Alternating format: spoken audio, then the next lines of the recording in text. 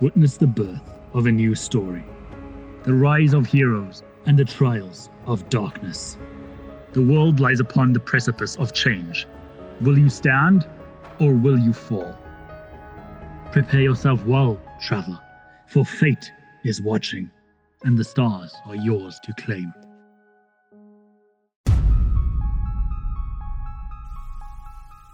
What can be said about the mysterious elven ranger from the Feywild?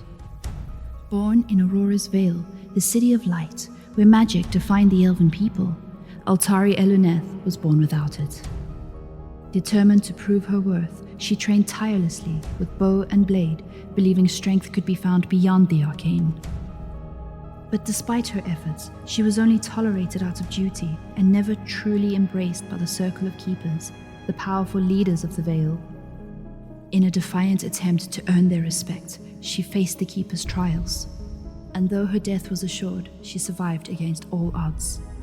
But Altari's victory was hollow in the death of the man who held her heart.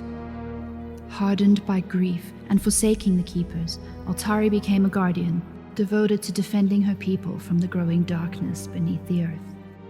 When the land was torn asunder by quakes and living shadows, she and her company sought the source in a long-forgotten ruin. And it was here where Altari would be unmade. For within this ruin, they found an ancient artifact brimming with dark, divine magic. As shadows overwhelmed them, Altari destroyed the orb, only to be struck by a vision of Aurora's Vale consumed by darkness and ash. A deep, foreboding voice carved prophecy into her soul, and the magic of the orb marked her, changing her forever. The explosion of power tore the very fabric of reality, wrenching Altari from the Feywild and casting her through a rift into the material plane. Lost in this new world, Altari grew close to some unlikely companions. She was saved by Blaze, a steadfast paladin who had become her closest friend, and Visilva, the light in her life, cherished like a daughter. Yet, Altari remains haunted by the dark voice from her vision, and the fear that the light of her people will diminish into endless night. Altari now walks the line between light and shadow, uncertain of her future, but determined to carve her own path. With new magic pulsing beneath her skin, Altari only has more questions.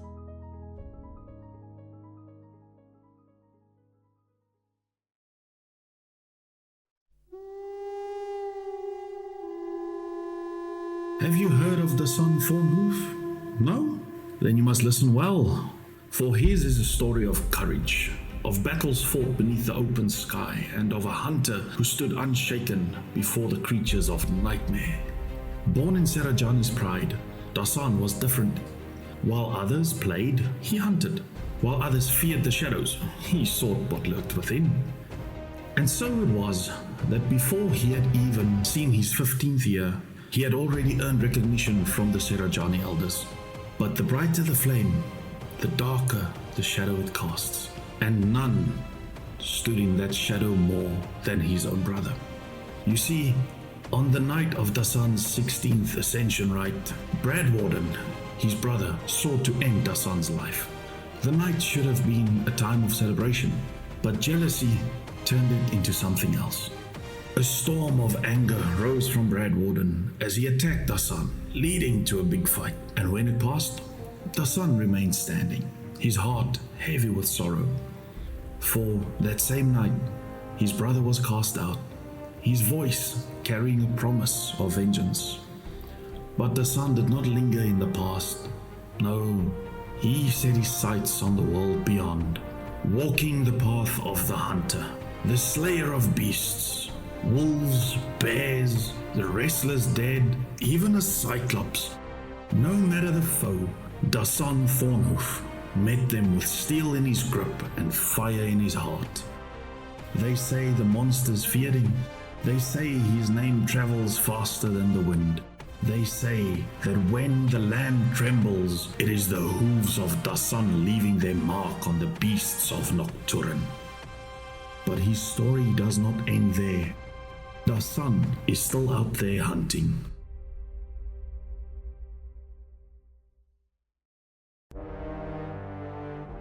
The name's Forlan Honeywittle, of the esteemed family of Honeywittles, and he needs no grand introduction, though he will gladly provide one. A halfling of unparalleled charm and wit, Forlan is a pirate of great renown, having once sailed beneath the banner of a legendary ship. However, such dark tales are best left in the past, for betrayal and mutiny have stained those memories. Yet Forlan has returned, wiser, bolder, and as dazzling as ever. The undisputed brains of an operation, the very essence of suave sophistication, a champion of drink, and a lion in heart and strength, and also in the sheets, if you know what I mean. Ladies adore him, men want to be him, so he claims. And who would dare disagree with this charismatic paladin? Now, he travels alongside trusted companions Altari, Visilva, Blaze, and of course, the radiant love of his life, the beautiful Shadow. Together, they embark on a journey of peril and promise, seeking adventure, fortune, and most importantly, Shadow's lost ship, the Obsidian. Through danger and revelry alike, Forlan Honeywittle remains as ever unforgettable. Chaos follows wherever he treads, whether by wit, charm, or sheer audacity, who can really say? So remember the name, for it shall be forever lingering in your thoughts, whispered in admiration, long after the adventure ends.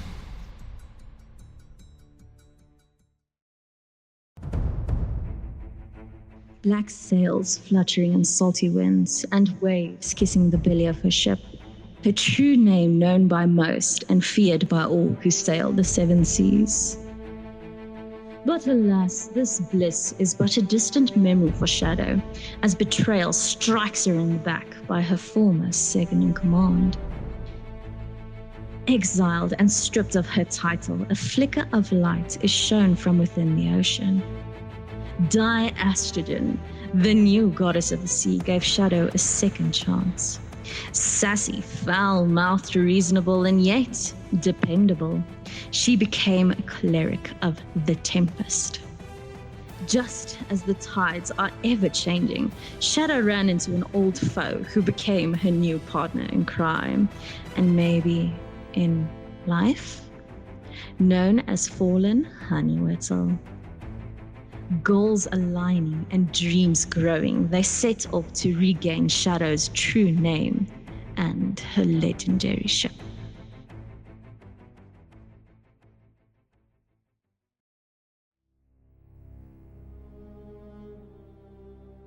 Visilva's story begins in Kandura, a world where magic is feared and nearly non-existent, except near the borders, where it seeps in from other realms. She was never meant to be there, not truly. A changeling child left behind in place of a stolen human infant. But Visilva was not alone. She and the stolen child shared a bond deeper than blood, an unbreakable psychic connection. They were sisters, two halves of the same coin, separated by fate.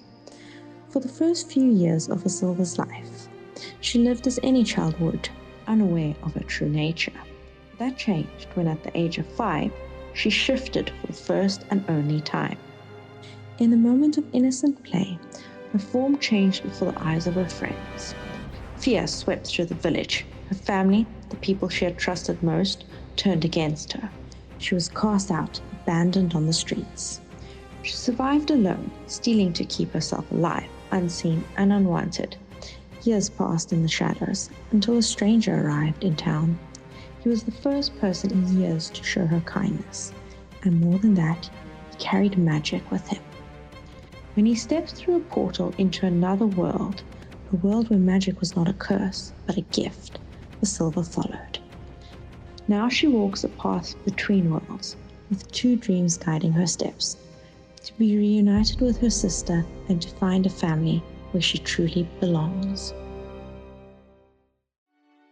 Hello and good evening and welcome to Roll Without Trace, and I hope you are all keeping warm on what is slowly becoming the coldness of winter. Very, very, very warm welcome to all of our wonderful players. Y'all can say hello if you would like. Hello. Hello, everyone. Hello. And we are, of course, having to start off with the usual thanks to all the really special and amazing people that have made the little details. By little details, I mean literally everything you are seeing and hearing. Our amazing artists. Firstly, the big thanks to Swiss, who is our very own stash, for all the amazing artistry that you see, the beautiful hand-drawn things and animated and all done by hand, which is absolutely incredible. It is beautiful. A massive thank you for that. The beautiful sounds you heard throughout the character bios and what you are going to hear in the little intro animation is a massive thank you to OSAV Media. And then last but not least, of course, the background music that you'll hear throughout the stream, courtesy of one RPG music maker over on YouTube, otherwise known as Travis Savoy. A very big thank you to him for that, and links to everybody's socials and all the whatnots can be found down in the doobly-doos down below. So be sure to go and click on them, go and show them some love, go and show the artists that they are amazing, because I think they are absolutely incredible. But now, before we get into things tonight, I believe a recap is in order. And I think tonight we'll have it done by a player. I haven't forewarned anyone, so who's brave enough?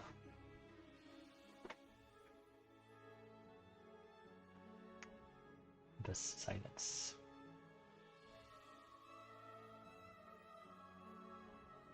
I don't mind doing it. It's all yours. Why, thank you, my good sir. So, we started off last game having Dasan drink from the fountain and having all his wounds healed and having a charm also placed on top of him where he does not want to ever leave the garden, and he's all skippity-happity about staying here forever. And the group then decided, well, okay, we need to get on with it and still at least try and find our way through to the Palace of Spires and find the couple. So we made our way to the maze and decided to try and find our way through. We only had 3 of the 4 leaves, unfortunately, but we thought, well, we're here now.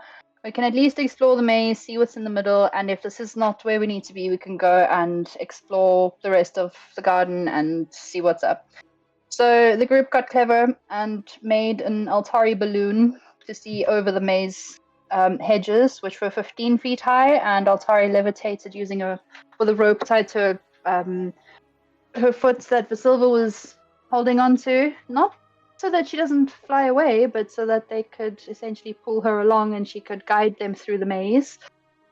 But when she levitated up and saw the center of the maze having a pedestal in the middle, they figured if this is where we need to be, well, we don't have leaves to get through, so we should probably go and find the last leaf first. And they proceeded to find the last leaf, which was mistletoe, instead, without wasting time going through the maze. So, heading back out into the garden, they saw Talik, which was the centaur that none of them had met yet, but Dasan had previously met, and the father of the kids. And we intercepted him and asked him about where we could find some leaves, and he graciously gave us some. So we were very grateful and went back to the maze. And without spending more spells to try and figure out our way through the maze this time, Dasan was adamant that he would know the way through. He just had a strong feeling and a strong connection to the earth. He was going to get us through. And true to his word, he got us through. Possibly because of the charm, we don't know, but he's also been here for a while, so yeah, he put his ranger skills to use and got us through to the middle of the maze, where on the pedestal we found the little indents of the leaves we'd gathered, the 4 leaves, and placing them in the right positioning, we were whisked into the palace. And inside it was beautiful with statues and art and flowers and rippling colors and just general magic, happy vibes on the inside. And while we were there, we were still quite cautious. It was quite silent, and we decided to just continue exploring and see if we can find the couple. And very amusingly, Dasan naturally did not remember the names of another couple we were told about that had also been sent to find the couple we were looking for, which is Juliana and Orlando. So he kept calling them, what was it, Harry and Iguana? And very amused by that. And Oregano or something like that. So we went through and we encountered some more riddles that told us to enter peacefully. So we figured we would be relatively peaceful. Nothing happened to us, which is very concerning because Fae places are weird. And we ended up in a little, I want to say like a room or like a little courtyardy place with 2 doors on either side and a staircase in the middle. And Dasan went to the one door, Altari went to the other. And when Dasan opened the door, he met with Hamish and Argus, which was the other couple that had been sent to find our quarry. And they gave him some information. And then Altari found Juliana and Orlando on the door, which she went and knocked on, and tried to speak to them and coerce them to come back to their families, telling them that 2 years had passed on the material plane in Cybar, and the families had put aside their feuds to come together and find them. But the couple were absolutely adamant that the pain of the family's feud was too close to their hearts. And they'd only been here a couple of days, as far as they were concerned. So they were not going to budge. They were going to stay here where everything is all bliss and happy chappy. So we were like, okay, this is going to be interesting. And we also know that they're under the effects of the charm that the sun is on, where they don't want to leave the garden. Well, it is speculated anyways from some of the denizens we spoke to in the garden. So anyways, we decided let's explore the castle a little bit more. We don't really want to spend too much time here because even if we are successful in convincing the couple to come home with us, we still don't know how to leave this realm. So if we can at least explore a little bit more, maybe we can find out some more information on how to leave. So we headed up, exploring and walking across pretty crystal bridges and beautiful flowers and gardens and such in the palace, and came across a like a glass dome tomb, I suppose, with I want to call it a sarcophagus of sorts, with very beautiful, intricate carvings of 2 figures. One elven, one human, and from the stories that we could kind of pick up here and there, it was them that created the garden or that ran the garden. I wasn't entirely sure of that part. And Shadow and Altari went in to examine the tomb and to have a look if there was any sort of information in the statues or in any of the art that was lying around. And there were golden words written along the tomb, along the sarcophagus. Something along the lines of, let us be, please don't disturb us, and then all will be well. And then Altari decides, well, there's nothing here for us, we should leave and find something else, or find another way. Everything's too happy and lovey-dovey, this is just too nice, we need to go. So Altari and Shadow left the space, and as they were leaving, they heard little voices in their heads thanking them for leaving the tomb in peace, offering them each a wish spell. And that is, as far as I know, where we left off, if I'm correct. Is pretty much it indeed. Thank you for the incredibly Fantastic. detailed recap. I don't know any better, I'm sorry. But with that out of the way, without further ado, let's see what lies in store for tonight's episode of Roll Without Trace.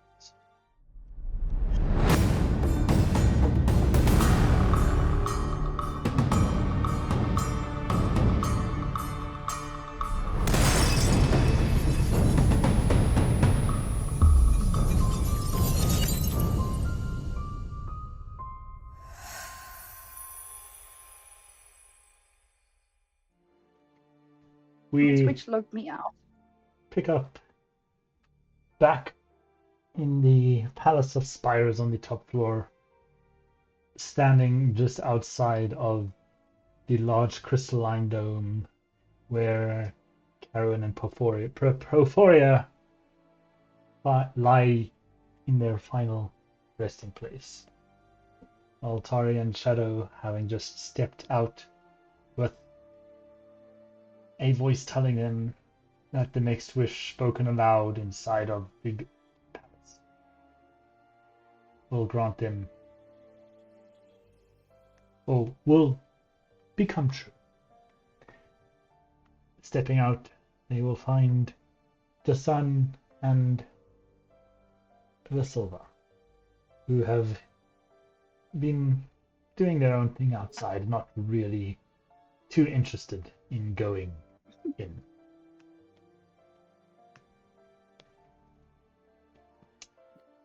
What would you guys like to do?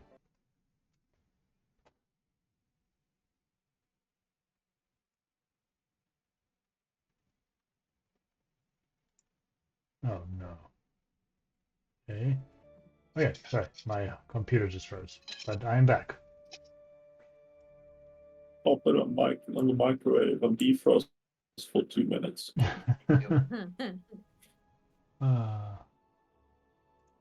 So funny. Yeah, so what are you doing?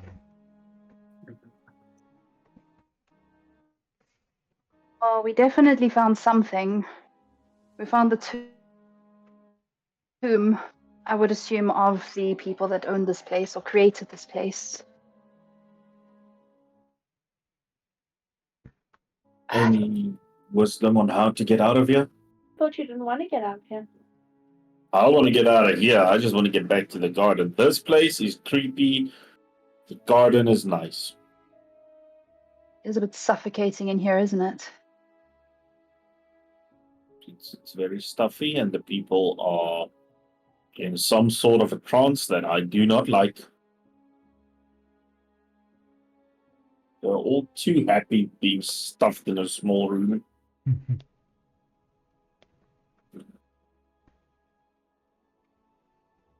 Well, not a lot of time has passed by for them, so as far as they're concerned, they haven't been here for very long. How long do you think we've been here? I cannot say. I'm just going to look over to Shadow.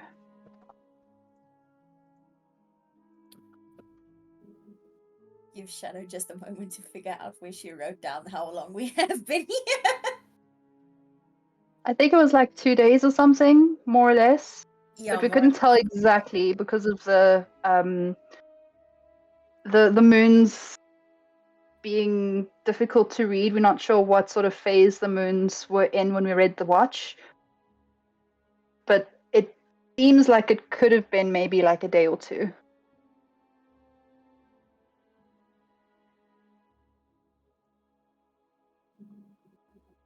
Yeah, more or less 2 days. Bert saying I was gonna wait for us.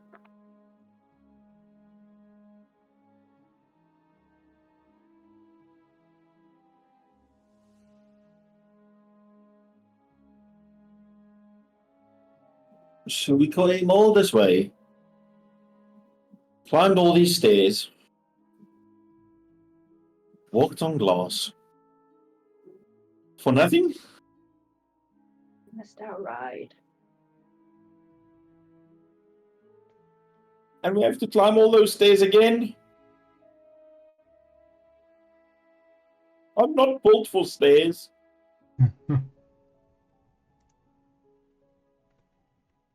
Well, I'm just gonna walk over to Shadow. Down is easier than up with stairs. So sit on your ass and slide down. I don't want to break something.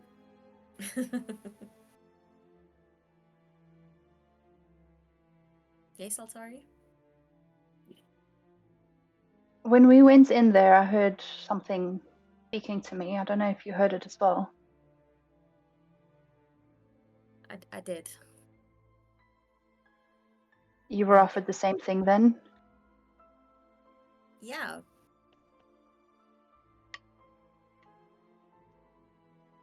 Did Visilva and Dasan hear this conversation? I'm not really trying to conceal it, so I might be speaking slightly softer than normal, but more aimed towards Shadow rather than everyone. But I'm not trying to be like sneaky about it. What were you guys offered?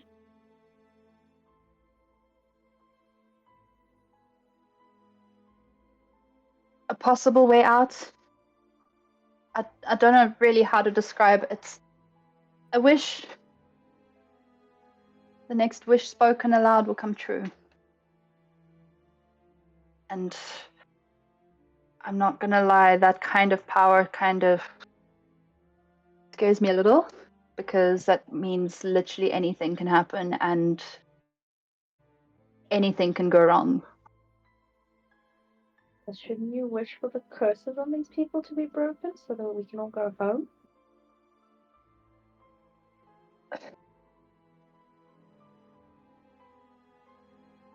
I don't know if it works like that. If we could possibly free everyone at once, or if it's one wish per person. It's a wish, I suppose, as you word it, is all that matters. Aren't wishes supposed to be all powerful? I suppose. Just, I need to think.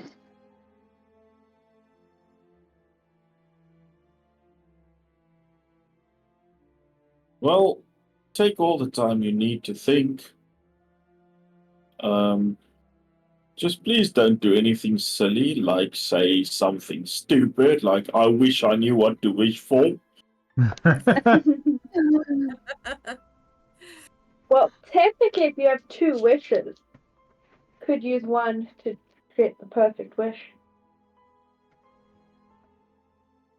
Or use one to lift the enchantment of this place and the other to leave. Well, I might have an idea about the whole leaving part. You're bringing this up now.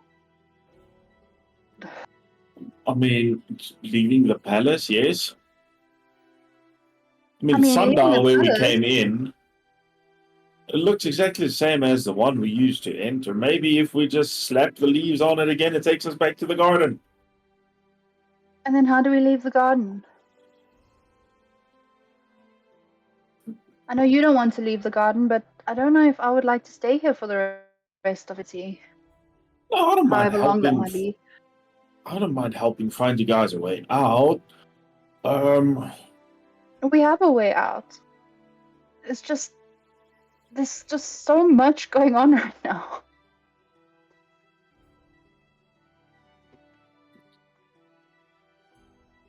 I don't know, wishes can be dangerous things.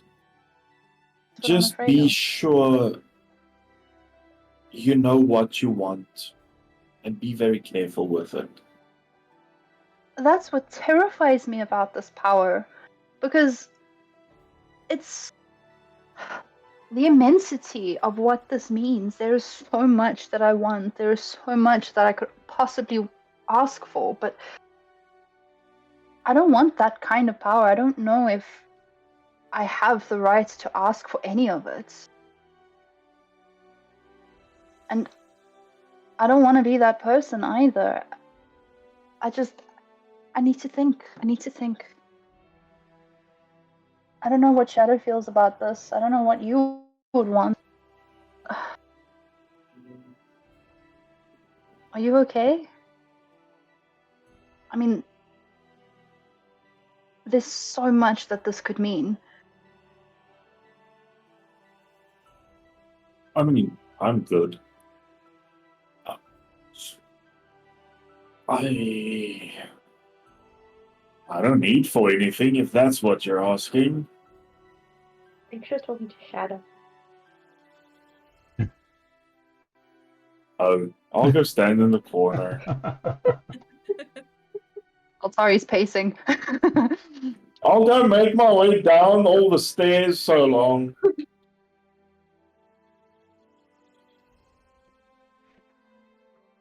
I hear where you're coming from, Altari. It scares you. But at the same time, it's amazing. You've got one chance to unravel regret or relive something or anything. I mean,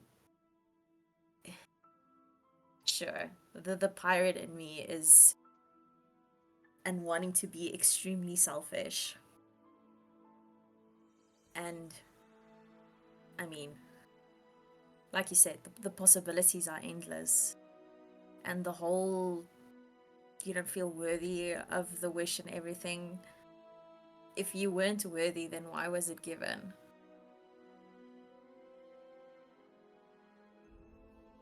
Kind of you to say, and honestly, I really appreciate that. But at the same time,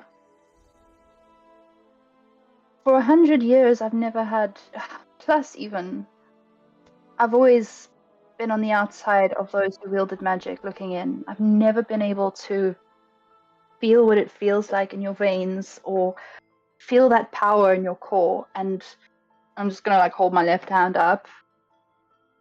And I've recently gotten a taste of what it means to hold power, and it's not much. But even this little bit terrifies me, and the possibilities of the wish. You say we wouldn't be granted this power if we were worthy, which says a lot about us, I suppose, even though I don't know how much I believe in that, but there's so many things to want after, and so many people we could help with this, so many things we could change, but by changing one thing in the past, how much do we unravel what's still to come? And by asking for more, or asking for things to be different going forward, how much are we taking away from ourselves? It's a lot. I've never really had to think about this. It's never been something that's crossed my mind if I could ever change the past or rewrite the future, and this kind of power is something that just, I don't know if it's a mistake or just it shouldn't be played with.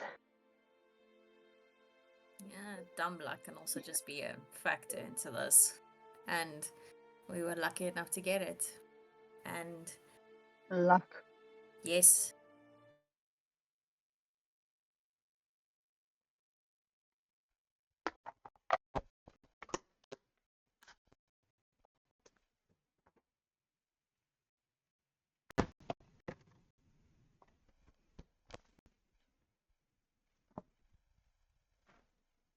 religious person option than fighting it.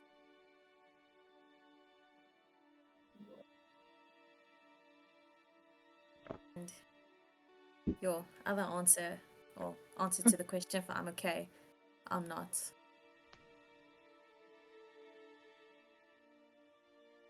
I'm falling apart. I can't focus. I'm distracted, and all of that means death. And I can't die because I've been given the gift of keeping other people alive.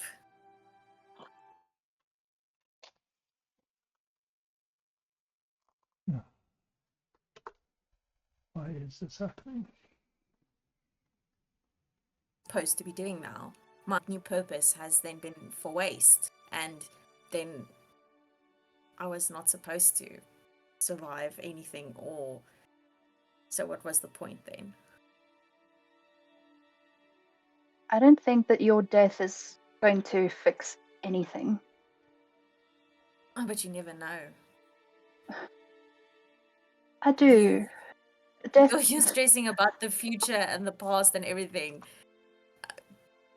The same things play over in my mind as well, but one thing that I need right now, that all of us need, is focus. We need to get to our end goal and stay alive. So I'm going to do something very, very stupid and very, very selfish. And each and every one of you can hate me for it as much as you want.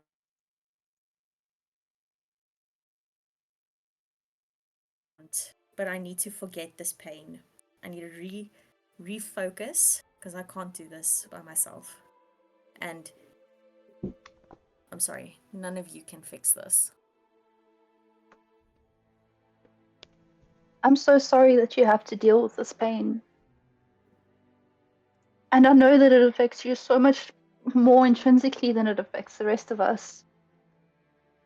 But he was our friend too, and I cannot even fathom the depths of the emotions you felt for each other and what this loss means to you.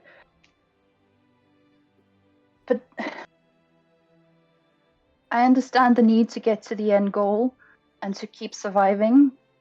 I made a promise once to survive, and sometimes it feels like that's all I'm doing. But would you cast away the light because it burned too bright? Something that makes you feel weak, or something that you see as weakness, which is perhaps a strength that you don't quite understand or haven't come to understand yet, would that be something worth throwing away just to feel relief to continue forward?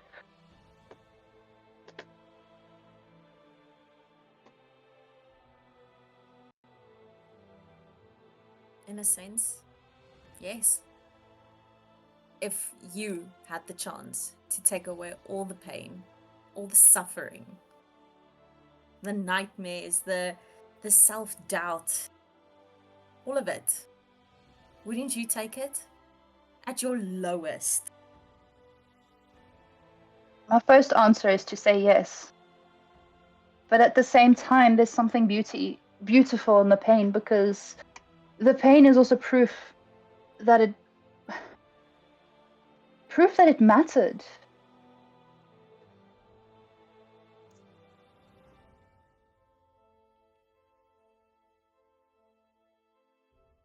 Yeah. I You hear know, you. And I love that you are so... I can't even describe what you are, but it's amazing. And I'm happy that you are strong enough to still see it. I don't know where you're getting this idea that I'm strong, but... Well, fuck, you're preaching to me about this, so you have to be better at this than me.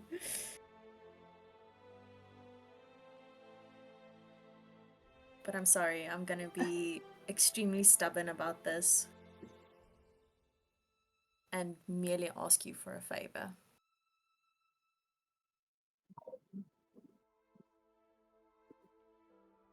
Before you do anything, before you ask me anything, before you make a final decision,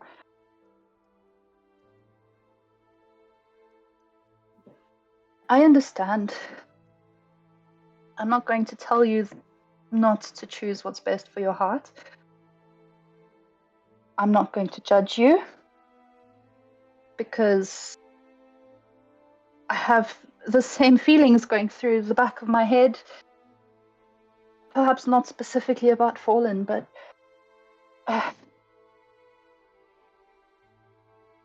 I loved too once, fiercely, and I don't know, we spent decades together and our love was refuted in so many ways, and somehow we still found a way, and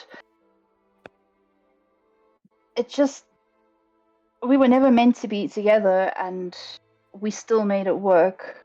And he was the part of me that made the world beautiful, and then he was just gone.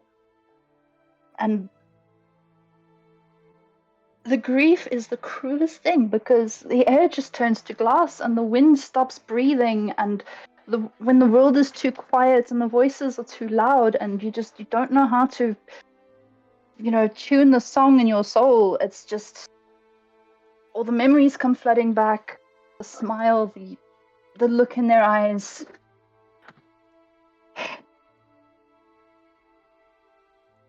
I want nothing but to have that back, to get rid of the pain, for the ache to be gone.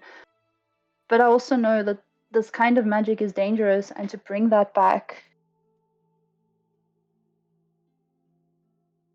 I don't know if it's bringing anything back, how much of that would be bringing it back. But I also feel that that kind of pain becomes poetic the way that we hold them in our hearts, because we keep them alive in our heart.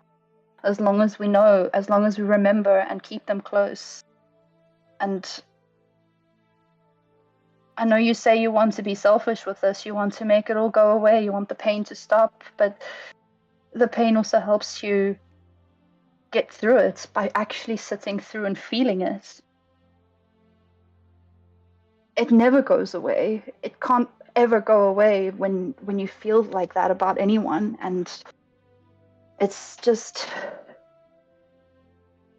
a matter of learning how to carry the weight. But I say again, I will support you in whatever decision you feel is right for you, and I won't judge you, and I will stand by your side. Visilva's just gonna pipe up in the background. I'll judge. The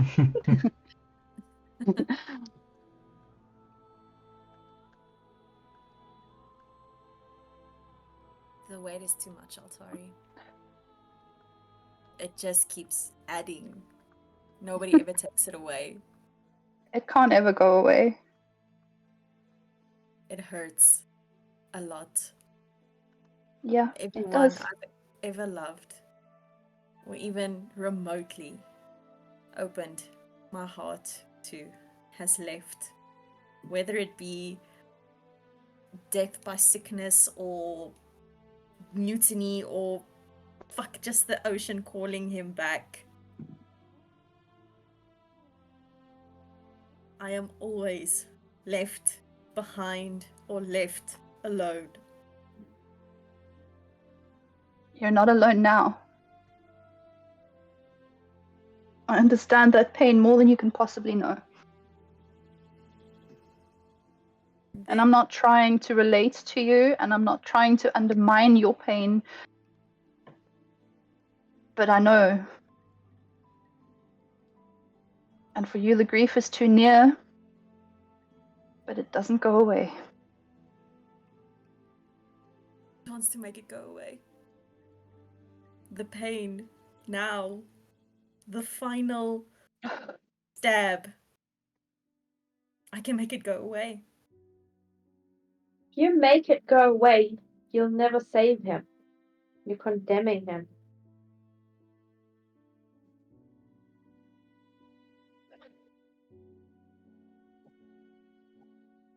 I mean, this might be his chance to get away from me.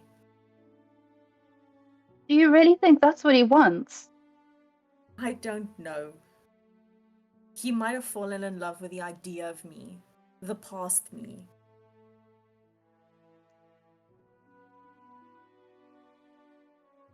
And yeah, we spent a lot of time together. We've learned things about each other, but that doesn't change the fact that it might not have been true.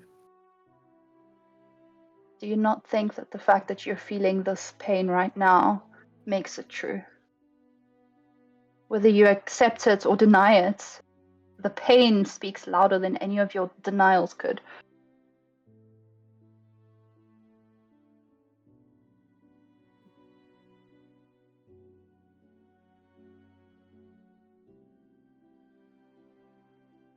It can't be true. The pain is one-sided. For all I know, this was a ploy.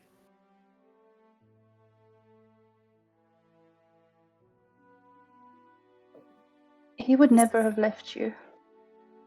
This is what makes it selfish but beautiful and not selfish at the same time. I'm giving him a second chance at his freedom to either step away from me or come back.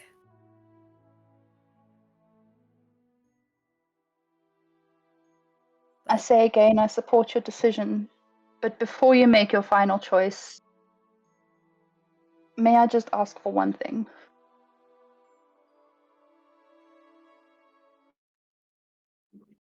Before you let him go, let us just honor him one last time.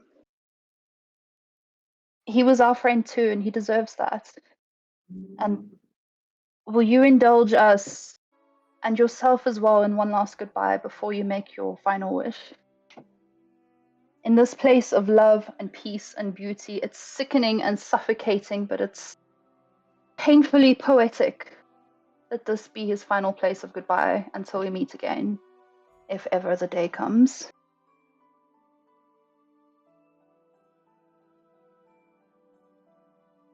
I will consider it payment for your favor that you're doing me.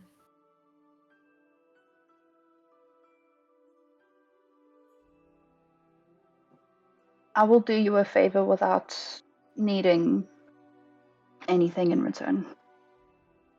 But I would like to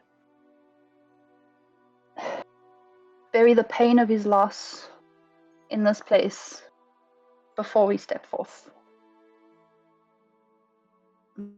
And I'll turn to Visilva as well and just reach out to her and then just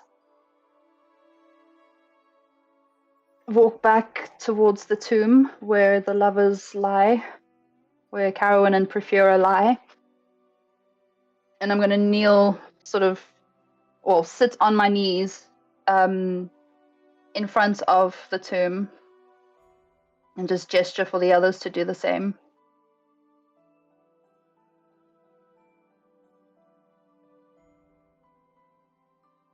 Silver will reluctantly follow because she thinks she's being really weird. Shadow She doesn't understand these emotions. Shadow's not going to sit on her knee. She's going to sit on her ass and cross her legs in front of her. That's fine. I'm not doing it in like a religious way or anything. It's more like how I sit on chairs.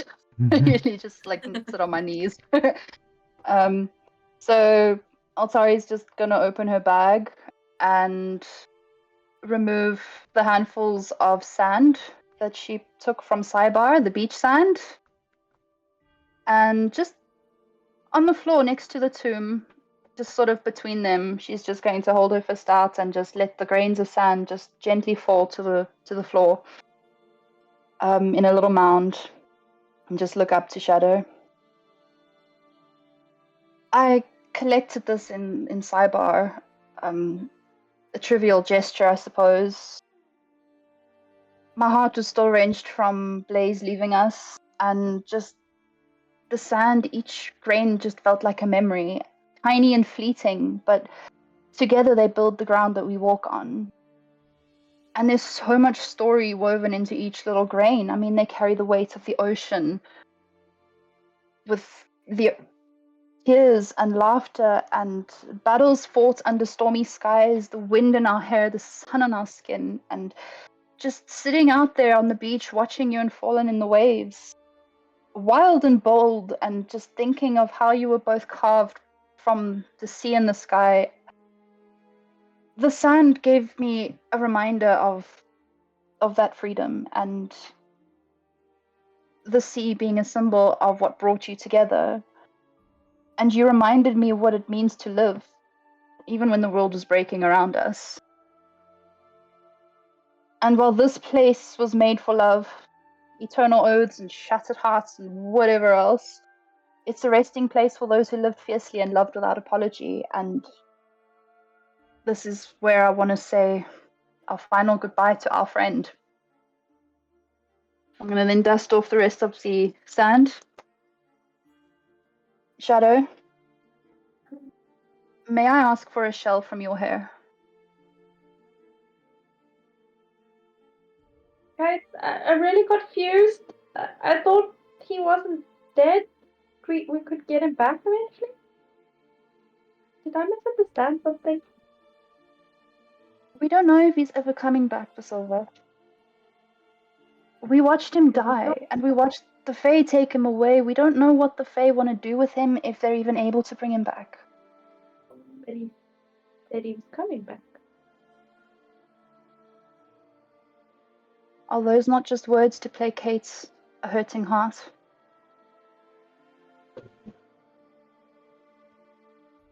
I won't believe it until I see it.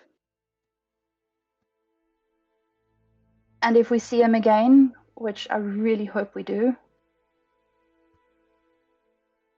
we can still remember, keep him in our hearts going forward, and remember all that he stood for.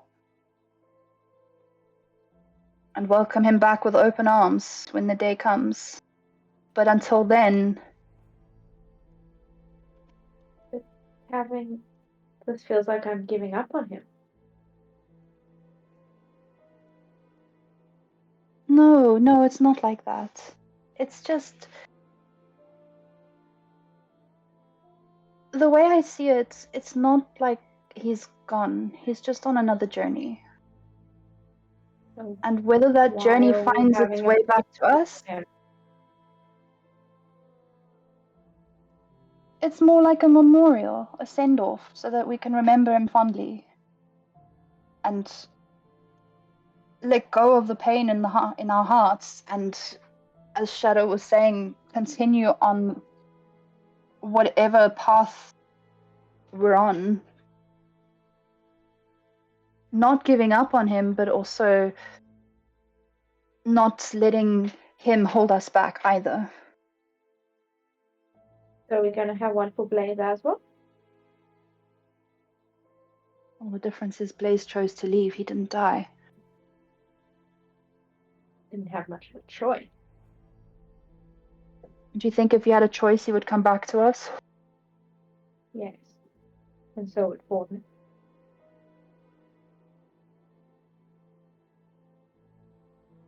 I admire your faith, little one. And I admire your strength.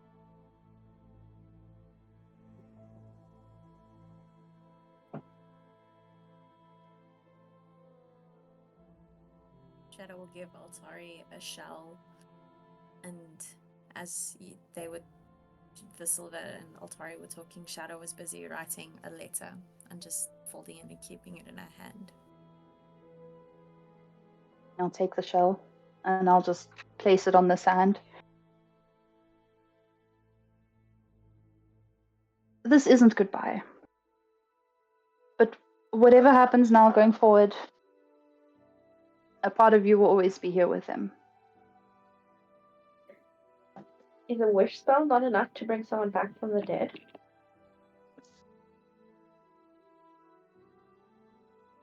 I've never dabbled with a wish, and I don't know if it would bring him entirely back. We also don't have a body. I don't know if it would bring back his body. Yeah, constricted by characters.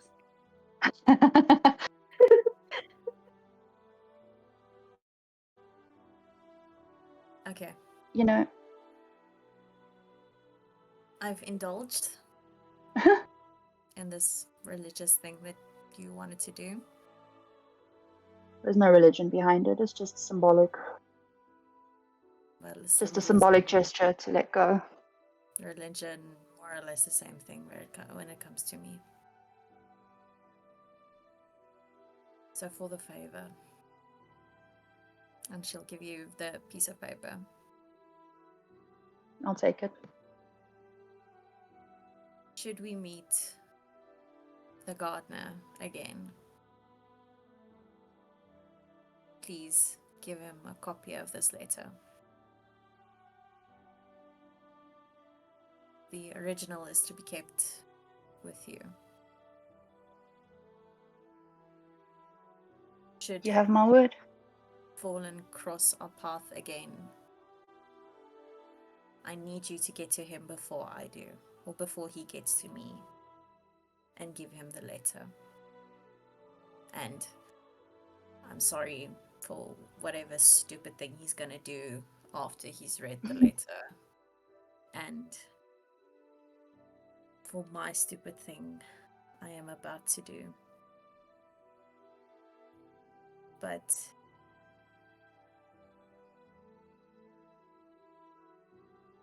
and then you can just like see shadow, there's like tears falling down her face. Oh my God. And she stands up and walks to the center of the bridge and Shadow. looks up at the sky and says, I Before you finish your wish, I have one last gift to give you. I know you don't believe in symbols and in religion or anything like this, and you can toss it aside if you wish.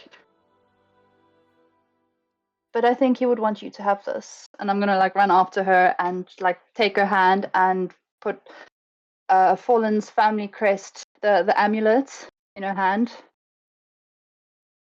And just like fold her fingers over it. Whether you toss it aside or keep it or whatever you do with it, I've kept this as a lucky charm for many years. I won't even bore you with the story of how I found it. It's not now, it's a story for another time, but even if you feel different, if you don't understand why your heart feels differently when you look at it, just think of it as a lucky charm. And then I will step back, be like, I will interrupt you no more. She'll take the family crest and like tie it around her belt with all her other trinkets and things hanging there. And then she'll look back up at the sky. I wish to bury my memories of fallen Honeywittle up until our second meeting on the beach. These memories shall remain buried until Fallen can make me admit I love him. As you finish saying those words, you feel this almost calmness wash over you for a moment before you just, without feeling any difference, you don't feel anything. It's not like this wave that hits you. It's more just after the calmness, you open your eyes, and the last memory you have of Forlan was on that beach.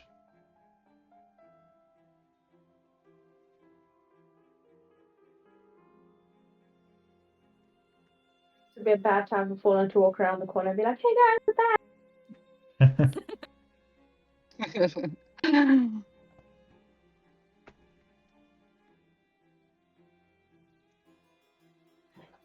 Shadow? Yes? How are you feeling?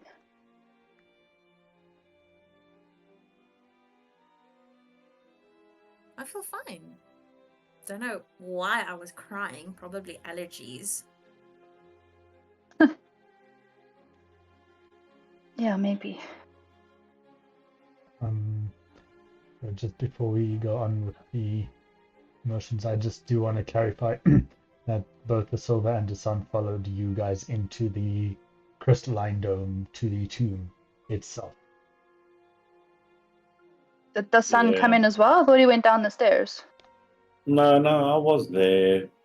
Ah, Yeah, Okay. just over the one. Oh yeah, that's all I need to know for now. I will continue with what I need to say when the time comes.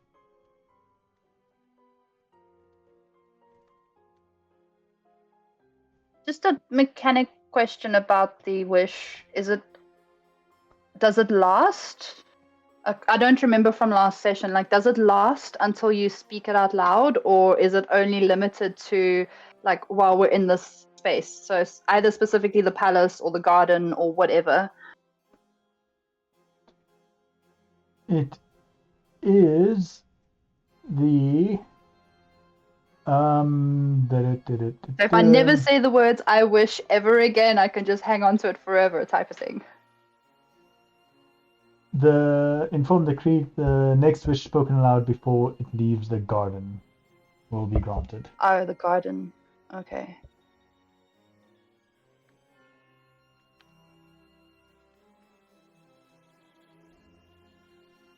Well, I guess there's only one thing left to do, right? Set these people free and leave this place.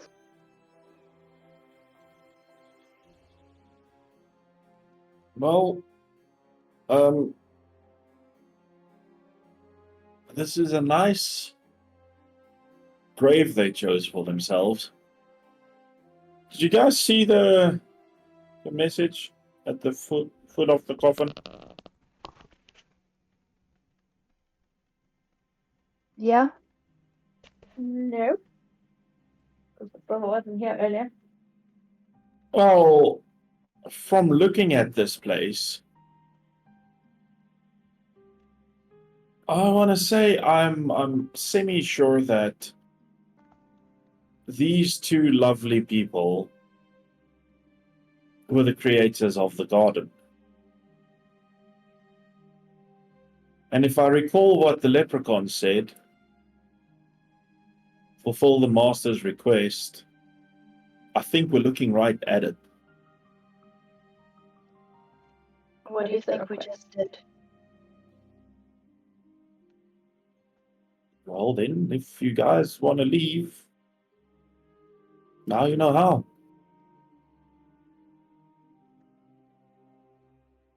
What do you mean? Use the wish. Pretty much. So you're basically telling me exactly what I said half an hour ago. Hey, I didn't see the sign half an hour ago. I did mention that when we were granted the wishes that I figured that we would use the wish to leave. To either save the people from their enchantment or to leave. If you word it carefully, you can use it for both. Yeah, well, I'm with us on this one. You can get all of you out of here. And maybe put a little line in there to get me back in the gardens.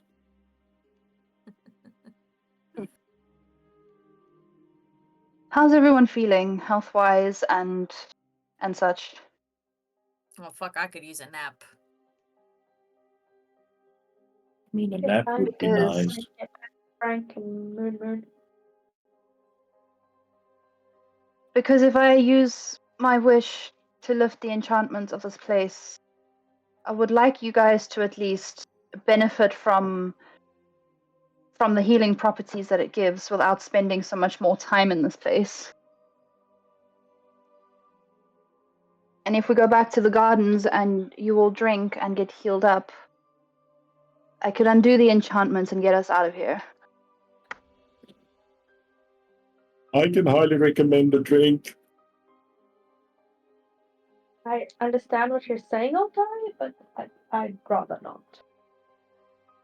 It is your choice. Overcomplicating something simple.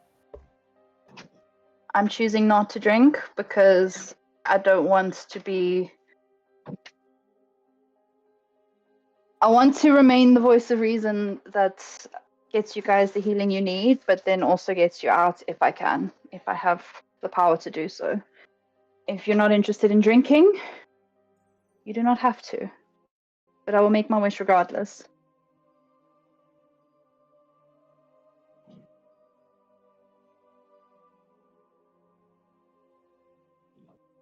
Nap is just fine. Don't overthink it.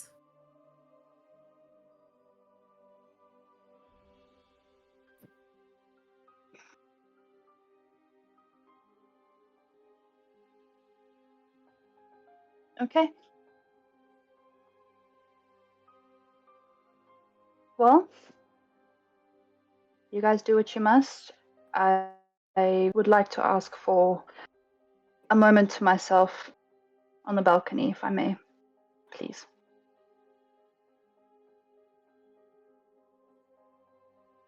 I'm gonna just walk out and walk towards the balcony.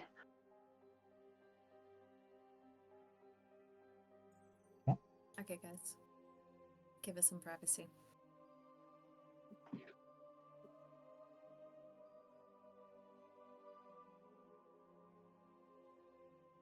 So,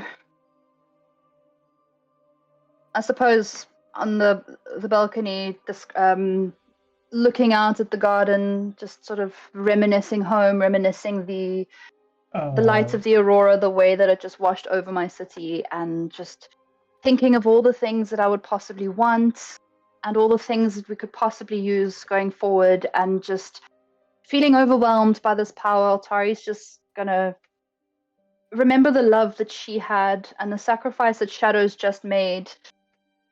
Whether selfish or not, it's not her place to say or to judge, and she said she wouldn't, so she's not going to as much as she can, but she's just going to think about all the things that have happened recently as well, and knowing that unraveling the past would be catastrophic, especially since there's too many things to unravel all at once. Not knowing the extent of the power that a wish can grant, not knowing, pretty much not knowing, not understanding this type of power. She's going to think outwards to her party and just think of the people that are trapped here and the couples downstairs, how they're living in bliss and peace, but being under the enchantments of the garden, it's not their own. And Altari is going to feel like they had their choices taken and this peace and this beauty imposed on them, and she's just wanting to free them of that. But by the same token, the way that Shadow erased her grief of Forlan by removing her memories, while Altari wants to hold on to the memories, she's also thinking of the burden of pain. And she knew that guarding the light would be difficult and heavy, but she's made her choice. And just taking a last look over her shoulder just to make sure that no one's around, no one's listening in, she's just gonna whisper out loud so that the wish is spoken, but with Shadow and Visilva on her mind, recent events of Blaze, recent events of Forlan, recent events with Dasan and him not wanting to leave, not being able to go out and venture into Nocturne and find more hunts. She's gonna make her wish. I wish for the burdens of grief and enchantment carried by those in the eternal gardens to be lifted, and to let them pass unto me instead, so that they may be freed as I take their place. For the aches in the hearts of Visilva and Shadow, of Blaze's departure and Fallen's death to pass unto me, and allowing them to carry memory without the weight of sorrow. For the shackles that claim all who drank from the fountains to claim me in their stead, so that they may walk unburdened, their free will returned, while I carry what they no longer must.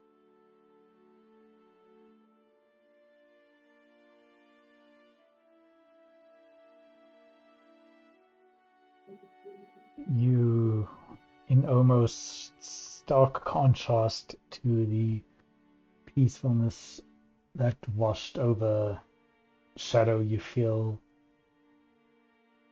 what almost feels like a sharp stabbing pain inside of your chest. As I'll this just fall is to one knee. happening, Visilva, suddenly you feel this peace with the departure of Blaze and Forlan. You don't know why, you don't know where this is coming from, but suddenly you don't feel as broken up about it. You still definitely remember them, and they still mean exactly the same to you as they always have, but that pain feels like it has just been taken away. Dasan, you suddenly have no more desire to stay within the confines of the garden, feeling much more willing to leave this place once again. Altari, you feel this heaviness grow over your shoulders. It's almost as if somebody's jumped onto your back and another person has joined on, and another. There's this almost crushing weight that you can feel on your soul and on your emotion.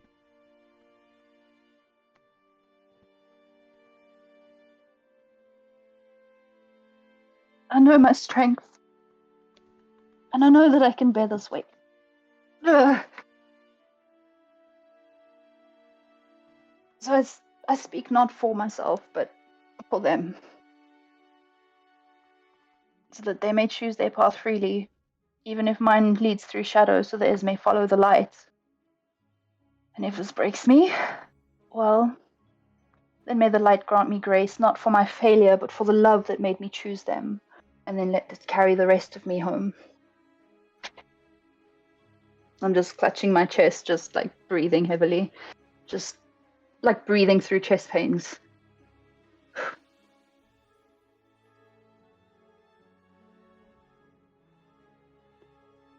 How does this wish affect like the other things? Like the wording. Like this, for example, Visilva's feelings about her family and things. It was specifically worded about Blaze and Fallen. So the recent events that specifically hurt from the last couple of days, it won't lift well, as far as Altari would have spoken it, it wouldn't lift every single piece of grief. It would just be the more heavier ones from recent times. So you would still, whatever feelings you had for family or friends in the past or whatever, you would still have the ability to feel grief, but this particular grief is lifted or feels lessened, and the idea of Blaze coming back and then turning on us doesn't feel quite so sharp, or the feeling of him leaving in the first place, whether by choice or by being forced. And the grief can return if you see him again, but for now, it's lessened.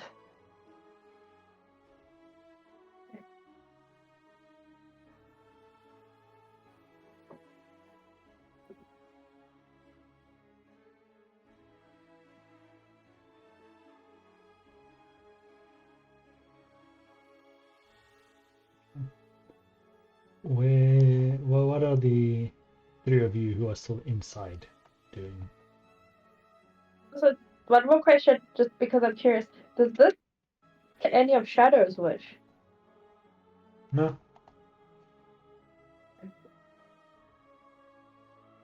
No, because Shadow doesn't know who Forlan is. She does, but she can't remember Forlan, so Okay. Well, if she felt betrayed by Blaze leaving us, she it no longer remembers affects Forlan, her. but not the pain of him is not what's affecting her, so it's not going to do anything to Shadow unless like with if there's any feelings towards Blaze's departure, then that would be lessened, but I just assumed that she wasn't too upset in the same way that you were about That we were. Blaze's disappearance or leaving. I'm hoping it might make her less hostile towards him, but that's just a hope. Yeah, but that's not what you asked Although it could be for. fun. No, but hey, I'm game with whatever happens, but you know, Altari is just like no sad.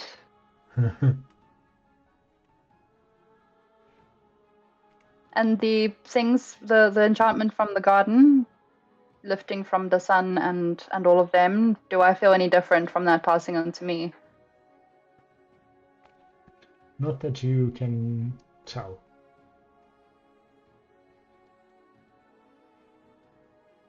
Okay. Is this because of the Fae thing not affecting her? Possibly. I'm not liking this. You have to word your wishes specifically, and now the DM is wording his answers specifically. Well, I don't know that it won't affect me. I'm just helping my friends. Oh, fuck, by Whether it sacrificing affects me or not. yourself. Well, if they get to live on happily, why not? You don't know what I wish for. You're having a nap. You bitch.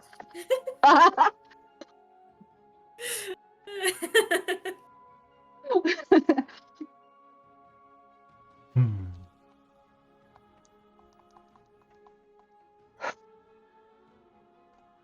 Okay. Well, lucky I'm tough. I made a promise to survive. Let's see if I can survive through this as well. I'm going to turn and sort of go back to, or just sort of look around, feel if I feel, like almost try to feel an attachment to the garden. Like I feel like I should be feeling more like, not quite drugged, but maybe entranced by the garden, the way that the sun was when you first drank the water, but I'm kind of not feeling that. And I'm like, I'm not really sure if something went wrong, but maybe this is just how it feels. But I'll head back to the others, I suppose. So are we going to have a nap, or are we going to get out of here? As you walk in, saying that, I don't know what the other two were doing while you were outside taking on the world, but you'll see Dasan standing pretty much in front of the flag, not trying to break anything, I promise, with his coffee flask out, almost like cheering the two ladies resting in peace. Like, wonderful place you got going here. Rest in peace, and take a big sip of the most perfect coffee in the world. Second I will most perfect. smile. Second most perfect.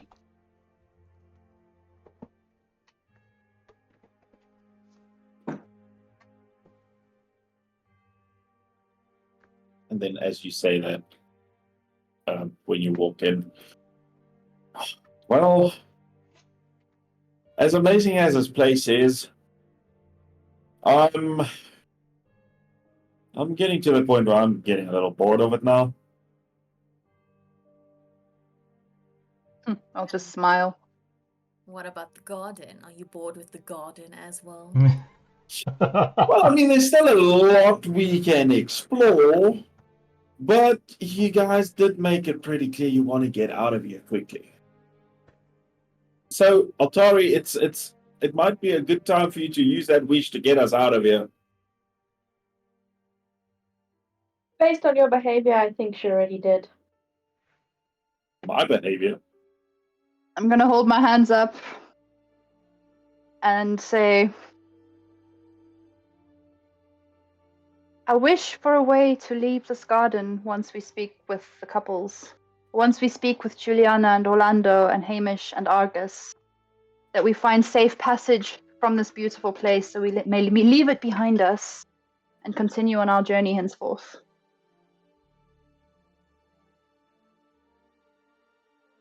Maybe there's a trick to it. Maybe we need to use the portals again, the leaf portals.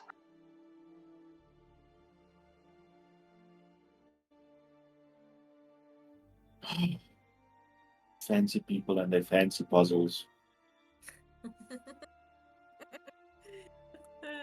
Okay, let's go get those two. Otherwise, we're doing it the old-fashioned way. Well, if we have to throw them over our shoulders, I think Dasan's got the strength to take two. Between the rest of us, we'll take the other two and figure out a way through those portals. Maybe it doesn't take us back to the garden, but maybe this time it takes us back to the cave and we can get on our way. Hang on. Taking 4 people. We were only commissioned for 2. Well, if we bring them back more than they bargained for, perhaps they commission us for, or offer us a better recompense. Hey, maybe we don't even have to be difficult. Maybe we just knock them out. That's literally what I said. Okay, let's get this over with. And Shadow starts making her way back. Are you guys alright? You guys good to go? I'll just say to Visilva and Dasan. I'm just eager to get back to Frank and Moonmoon. I'm sure they miss you so much. I'm pretty sure Frank is dead. I don't think Moon would let anyone close to him. Moon would guard his body like treasure.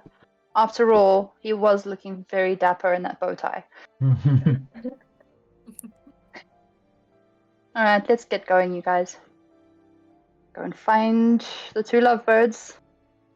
Or the 4 lovebirds. And head down the stairs. Hey, maybe we should have checked for more rooms. Maybe there's more than 4 lovebirds. But you only wished for these 4. Well, I wished for... I'm gonna sort of like fumble over my words. For a way out?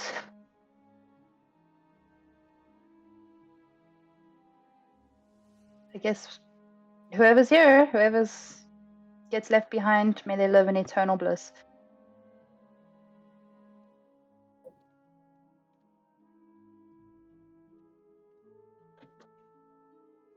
Upon leaving the tomb to start heading down, excuse me, Visilva and Dasan. Oh dear. The 2 of you simultaneously hear inside of your heads the sound of 2 female voices speaking in unison. We thank you for honoring our wishes and leaving us lying in peace. Until you leave the garden, you have a wish that we shall grant. Use it wisely. What the fuck? Oh. You get a wish, you get a wish, everybody gets a wish. Wow. Do we get a week to think about it? You get until you leave the gardens to think about it.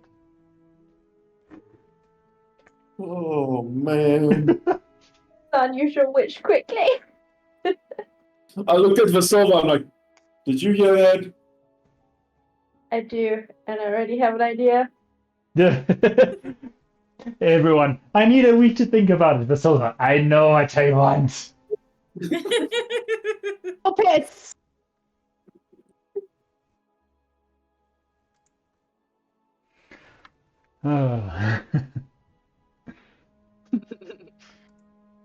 But okay. Do you have that moment of, what have I done? More pets. I'm just imagining like 100 bunnies. 100 francs! You are now obviously welcome to head down the stairs and head off to do whatever it is you were going to do.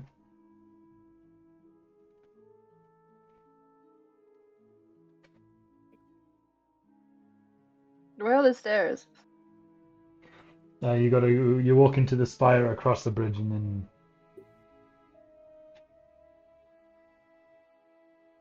It's dark. don't worry too much about moving around on Foundry. You broke the sun. That's called night. Oh, wow. Alright, so heading back down the stairs, you find yourself back on the first floor with the two doors to the two rooms on either side of you. Still closed. No, you don't seem to see anyone around, but yeah, that's what you're seeing at this point in time. Shadow walks over to the door that Juliana and Orlando was in, and she's Yep. gonna knock on the door Uh, aggressively. you hear some commotion inside. See, this is why I immediately was about to say, let me just clarify. When I say commotion, I don't mean anything bad. It's just you can hear like movement inside for, like, you know, you can hear people. Jesus Christ, people! You can hear them coming towards the door. Is what I'm trying to say. Like, it sounds like, you know, you hear some shuffling around, and then Juliana opens the door. Yes. Ready to go home? You know, we have actually thought about it, and we do kind of miss our families, and we think maybe it would be wise to head home if you wouldn't mind just giving us another 15 or so minutes to gather our last few things, and we will come with you. You've got I'm 10 minutes. absolutely relieved. So relieved to hear that. I'll go check with haddock and asparagus. Haddock and asparagus, I love it. Favorite thing ever. But I walk over and I knock on the door. A few moments later, the door opens. Hamish is standing there. Yes. May I help you? See, I learned how to knock. Very proud of you. Congratulations. So, sorry to bug you. We're kind of rallying a party together to leave this place and return home. Why? If why would we you want want to to join. Why would we want to return home? Like, you can hear there's not so much the we want to stay, you know, in the question, more just a curiosity as to why you want them to come with you. Oh, I mean, the decision is yours ultimately, but don't you find this room a bit crowded? There's such a big, wide, open world out there to explore.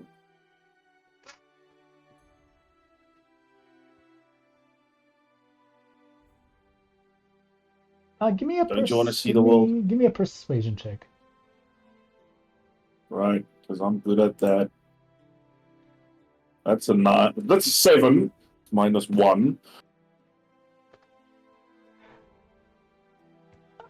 Look, we Wow.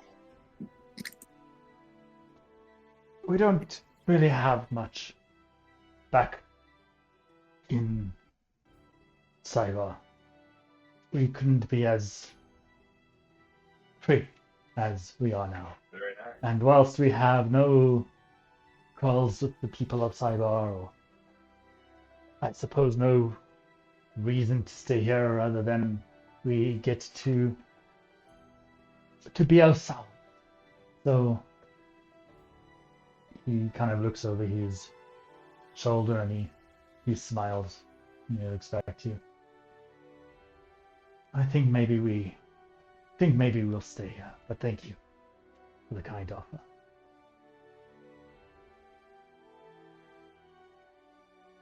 Guys, these two just still want to stay. Maybe you can convince Oh, them. not magic.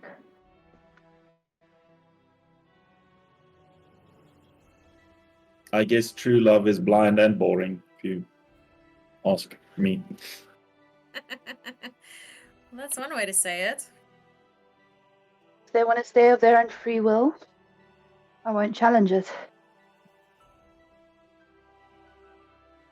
Hey, but what if they drank the water and it's not a free will? Well, you want to leave, and the couple Uh, wants to leave. Dasan, give me an insight check. Ho, ho, ho, ho. I'm better at that, but that's still a 10. Ah. You Wow. you can you get a sense, whilst you're maybe not 100% sure, there's always that little bit of a doubt in the back of your mind, but there's something about the light in his eye and the way he smiled before looking back at you, that you're not entirely convinced that this is just the water anymore. There's a part of you that is willing to believe, or does believe, that they want to stay here, not because of some magical charm, but because they truly would like to.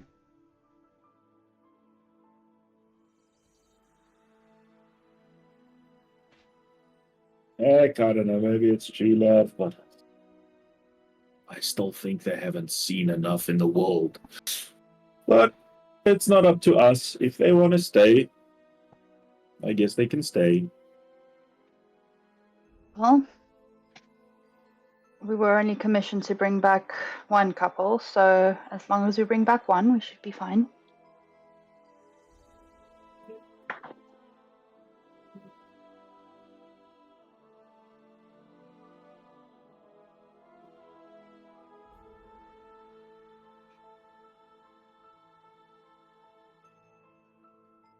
Are those two ready to go yet?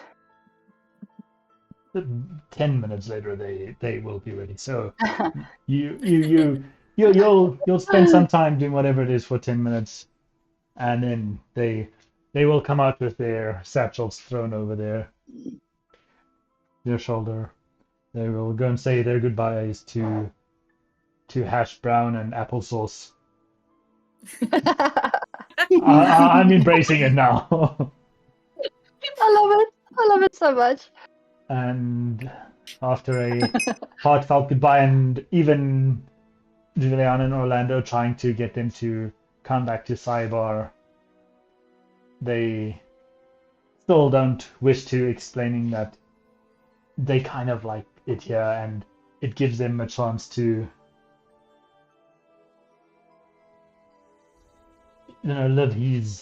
live their lives the way they want to live, the life they've always dreamed of. Kind of a little further cementing that maybe they actually want to stay here.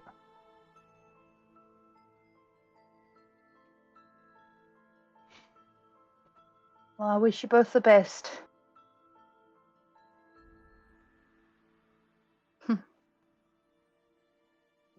Well, it's a good thing that I had the foresight to collect extra leaves. Oh no, we don't need leaves. I have a plan. Decide if you want to use your wish, make your wish. Give me a second. I have this image in my head of Visilva, like, sort of standing next to the sun, either with her arms crossed and the, Sonic foot tap, where he's like, I'm waiting. Or like swinging on his arm, like, make your wish, make your wish.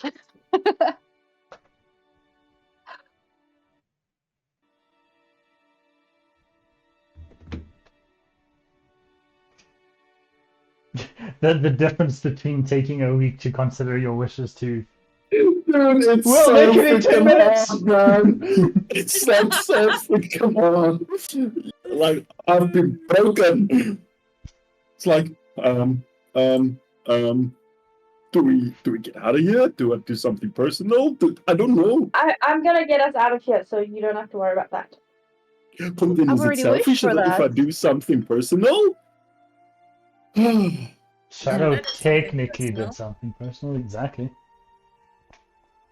Well, I'm gonna just as you rush me, Visilva, I'm gonna look I at you love like I can't think of any good wishes, man.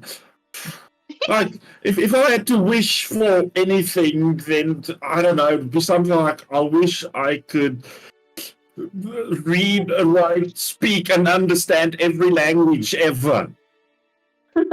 Nice.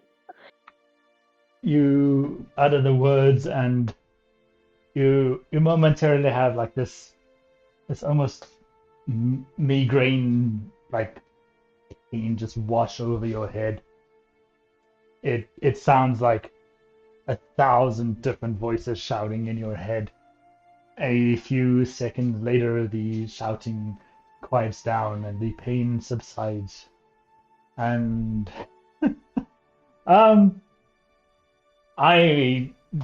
Dasan now can speak, read, and write every language. Nice. Do I hear the butterflies?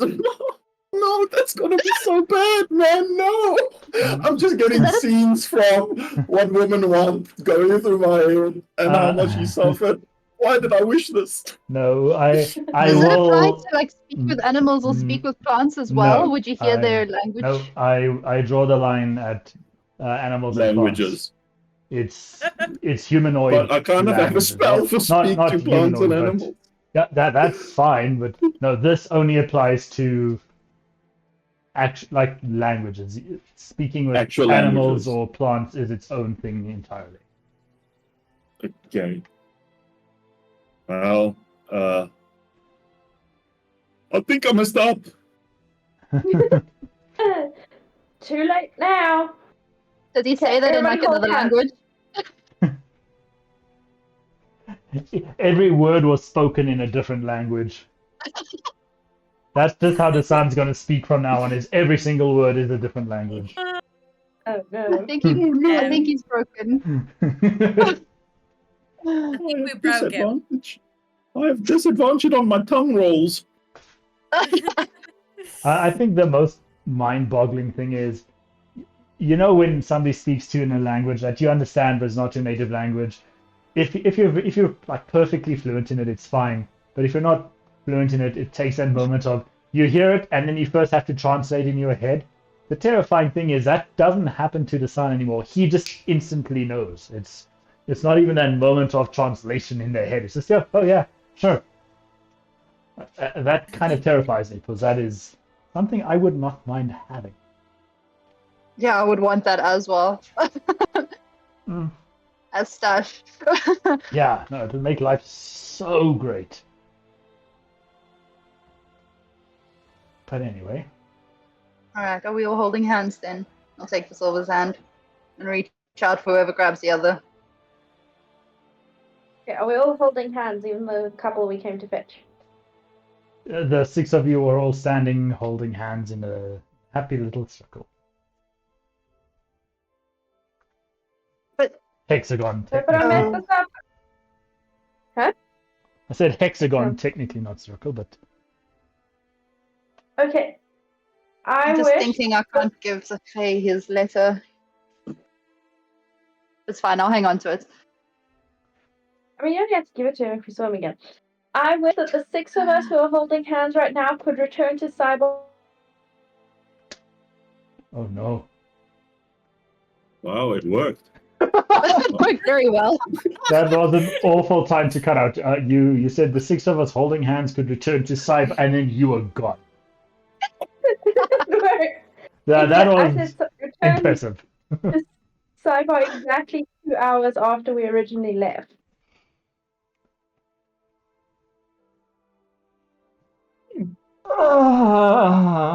And congratulations on winning D&D by making the DM cry. Yeah, you did this. I didn't. You invited them into the tomb, into the crystalline No, dome. the tomb was what gave them wishes. Oh, No, you're the DM. You set the story. oh. Oh, this is amazing. I love it so much. Hey, it's magic. You never know what could happen. This just made your life either a lot easier or a lot harder. Where's that paper tearing sound? I'm genuinely going to add, like, I'll remove one of the things from the soundboard, and I'm going to find a paper tearing sound to put onto the soundboard. So that when things like this, you just, yeah. Is this the second time I fucked up your plan? Well, this time it's not quite as bad. It's just now slightly changing things. It's not as drastically changing as when you manage to banish Targus. That was okay, now I've got to rewrite a shitload of things into. Okay, I guess we're just reverting to the alternate thing. So it's not the worst, but anyway, I'll talk to you guys about that later. The 6 of you stand there, and you start to see the dancing colors of almost this twilight night sky start dancing around you. The inside of the palace gets filled with a cool breeze that starts circling around you, and you start to see leaves fluttering or blowing in, circling around. Very much akin to how the gardener appeared in the gardens. The leaves start speeding up as the colors start getting more intense, and with one loud crack of thunder and this blinding white light that just permeates the room, almost as if a bolt of lightning has hit in the center of you all. You feel this almost jerk in your stomachs, kind of like when you go over a bump a little bit faster, you feel like whoop, and as you kind of start blinking your vision back, you hear the sounds of dripping water echoing inside of a cave. You feel the breeze has stopped the scent of your surroundings, this damp, musty, cavernous smell. As you manage to finally blink your visions back, some still kind of blurry, but you got your vision back. You can see. Maybe you wouldn't try and read anything just yet, but you find yourself standing in the small little room behind the waterfall in the Cave of Echoes.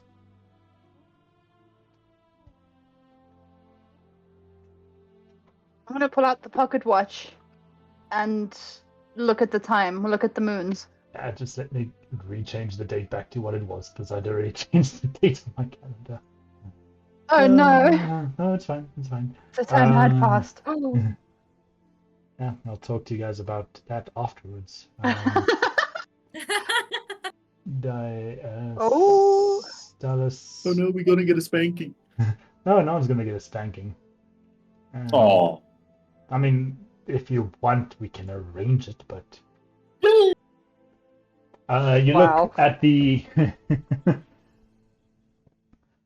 at the pocket watch, and it shows what you were expecting.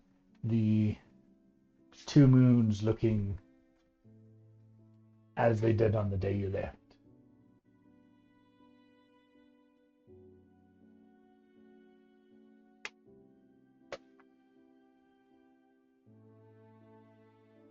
Well, we seem to be safe from time dilation. That's probably a good thing. I mean, who knows how long we were actually there. Silva, you are a fucking genius, my darling. Didn't want to risk being away from Frank and them for too long. Very clever. Yeah, I mean, you could have wished for them to come join us here, but I think this was fucking diabolical.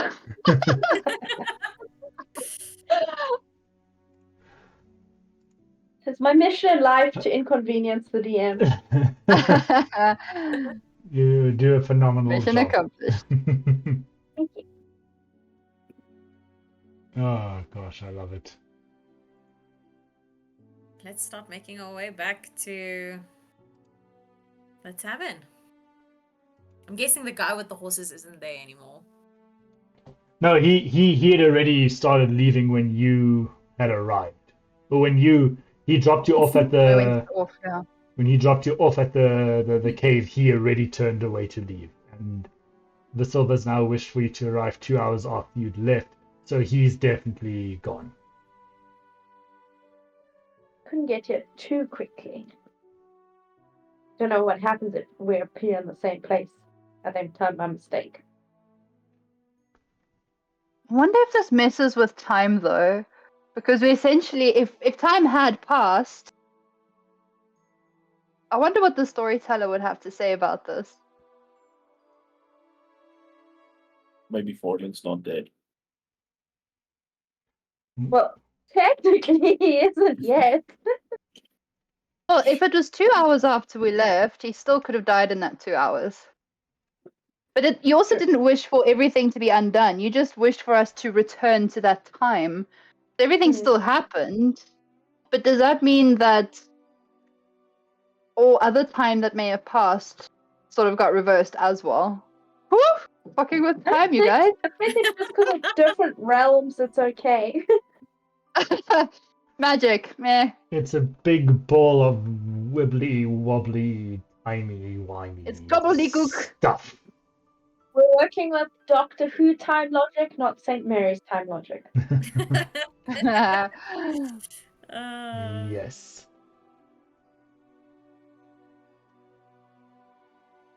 Alright, well, welcome back to the material plane into the Cave of Echoes inside of Cybar.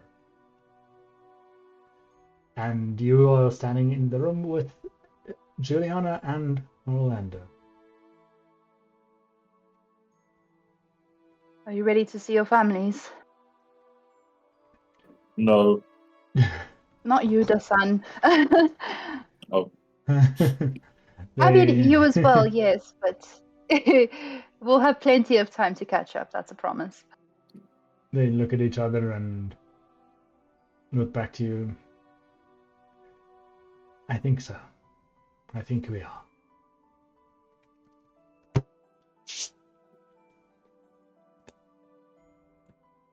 Well, let's get going then.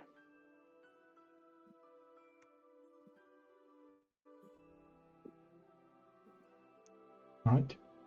Is there anything you would like to do along the way, or can we fast track you into back into the let's call it the town square area? I mean, what would we do other than walk? If there's anything you want to walk and talk Catch about, up. is what I'm saying. Do you know this group? How much they love talking? Yes, I do. That's why I'm offering you the option. No, the question was to stash. Sorry, I spoke. That is No, so I'm good. Yeah, nothing from me. I'm good. All right. I am sworn to carry your burdens. Alrighty. After a short journey back up into Cybar, into the town square, as you start kind of making your way into the town proper, you start to notice some of the people you pass stopping and kind of like turning their heads, staring, gasping. You hear hushed whispers between the people as they look on in almost shock that you have managed to return relatively quickly with the two that have been missing for so long. We are that good at our job. As you kind of start getting closer to the town center, moving away from the outskirts, you hear the same, but kind of like obviously now amplifying as you're passing more people.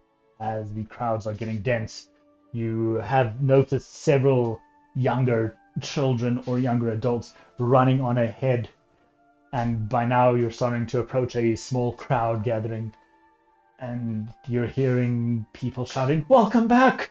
and "We've missed you." The further you walk, the larger the crowd gets until you find yourself entering the town square itself, where it almost looks as if everyone on the island has gathered around. Standing in the middle, you see Governor Isabella Falcor and who you assume to be the parents of Orlando. You feel whoever is kind of leading the pack kind of feels this bump against the back of them as Juliana and Orlando run past, dashing to their parents and throwing their arms around them, embracing them. You can see the emotion on everybody's face.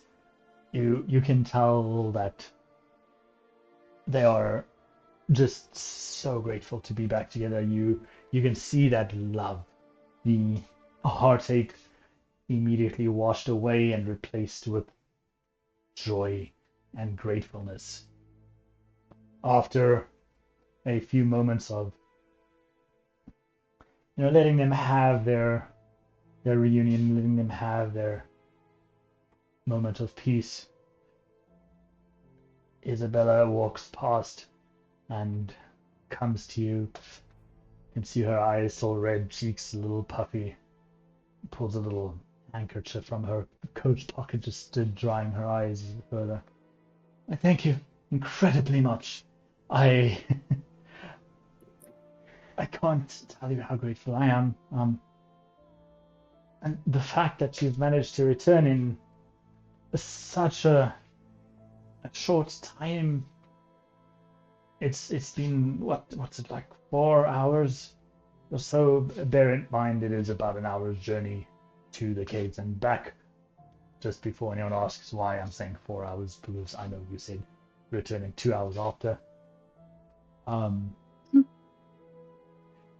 I can't thank you enough, but what we can do is we can offer you two things. We can offer you, and then you see she kind of pauses for a moment as she looks between the four of you. She focuses on Dasan. You were shorter when you left, and not quite so beastly. Or am I misremembering things? I believe so. I don't think we've met before. She thinks he's fallen. slowly reaches her hand out. Governor Isabella Falcori. Dasan Thornhoof. Pleasure to make your acquaintance. Likewise, actually, where's the shorter one? Not with us anymore. I'm terribly sorry.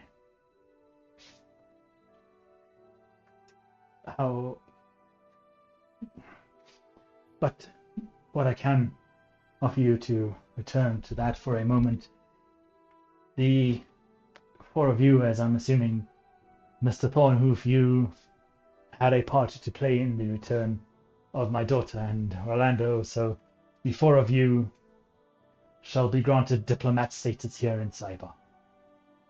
Anytime you are here, you will be treated as such. We would like to make you It is an honor. honorary ambassadors of Cyber. We will present you with the crests you can use. Now, bear in mind, this is not going to keep you out of trouble anywhere you go. However, it may have you looked upon a little bit more favorably in certain situations, or at certain taverns, or anything to do with that. If the people are Cyberian, it will certainly fetch you a lovely little discount. And on top of the diplomat status here and ambassadorship outside of Cyber, we would like to offer you a small token of thanks from our treasury.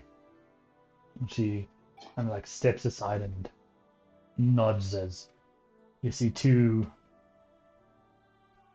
guards dressed in the cobalt blue approaching, one either side of a relatively large chest, what looks to be a footlocker of sorts, but if I have to say size, I'd say it's quite easily about 1.5 meters long and maybe about 0.5 meters high.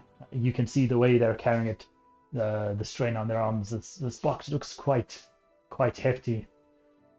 They put it down in front of you and clip the little latch and lift it up. You see sitting on top of the same cobalt blue velour cloth, which seems to be quite well cushioned, you see 10 platinum bars. These are platinum trade bars. They don't weigh nearly as much as it may appear. The chest is actually the heavy thing, so don't stress about how you're going to travel or carry them. Each of these platinum trade bars are worth 500 platinum each.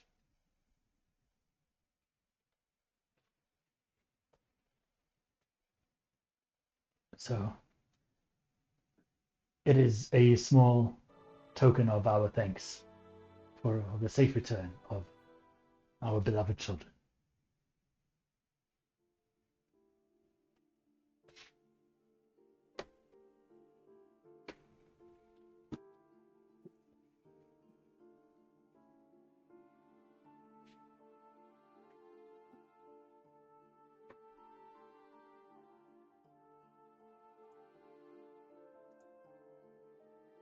Sorry, you Guys, said I'm speechless. each bar is worth 500 platinum pieces, right? Correct. Platinum or 500 gold? Each Well, I'm platinum missing bar something. is worth 500 platinum pieces. Oh, right. I thought platinum came in that form naturally, so I couldn't remember. No, in D&D, platinum is also coins. Okay. So it's the platinum, gold, silver, and bronze, and electrum, which everyone forgets about, is all coins. So these are basically just trade bars, so it's larger values. It's the same as having Kind of a gold coin as opposed to a gold bar. I don't know why that thought didn't occur to me, but yeah. Brain was just like, I'm not used to trading in platinum. So Fair it was enough. like, So no, if when you receive like a platinum piece, that's just the coin. Yeah. But these are specifically trade bars, so unlike just a regular iron or platinum ore or platinum bar, these will have the engravings on the top detailing its weights and values and so on and so forth, its origin, all those fun things. Yeah. How many bars were they? 10. 10. That's a lot of coins. That is a lot of coins. Makes me wonder, who are we going to have to pay bail for that the DM is giving us money? Well, it's 2 bars each and 2 to the party funds.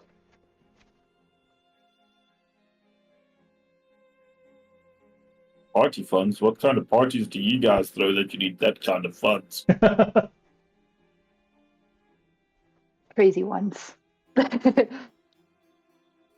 Well, I have seen you let loose before.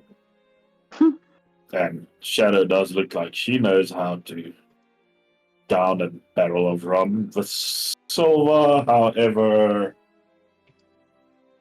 she go to bed early.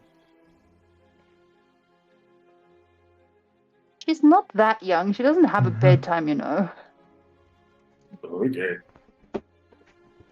Do you have a bedtime? Well, life under the stars is simple. Any time can be bedtime. I'm not tied to any schedules. It's a good way to live. Well, I am glad to have participated in bringing your children home, and we thank you for your generous offers, the welcome in the town, and this treasure. It is much obliged. Of course. And please feel free to enjoy the feast with us that we will be throwing later. Your ship is still recovering its energy. We have recently spoken to Liliana.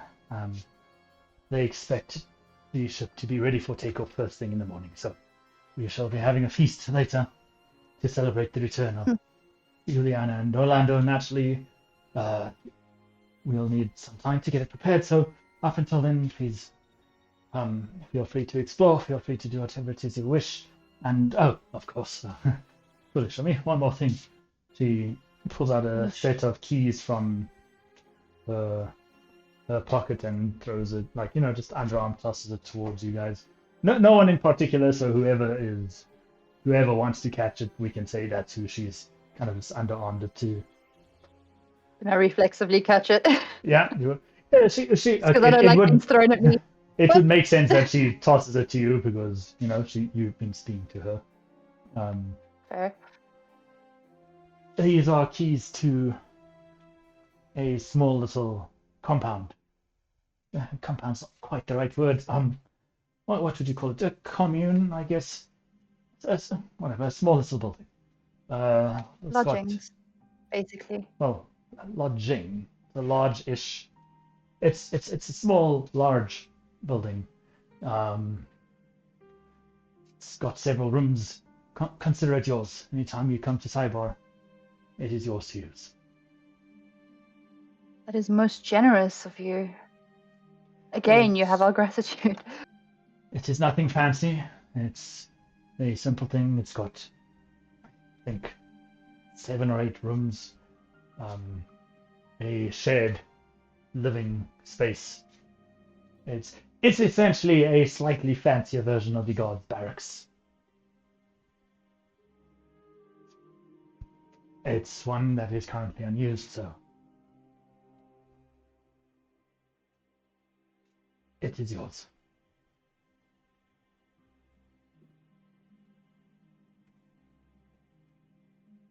Look at that, you guys. We have our own place. Holiday home. We have a beach house. Oh, yeah. That's really cool. That is really wonderful. Thank you very kindly. And I would love to visit this wonderful place again. Of course. You're always welcome. But now, I just Huh? want to say it because it's going to be so nice to be able to say it again without worrying that the world's going to swallow you. Thank you. I feel that weight lift off my shoulders as well, Dasan. I'm still learning in this place, but yes, thank you. She kind of looks a little confused by that, and then you're most welcome, but now, if you do not mind, I think. And she kind of looks over her shoulder to Juliana and Rolando. I think we have some catching up to do. Yes.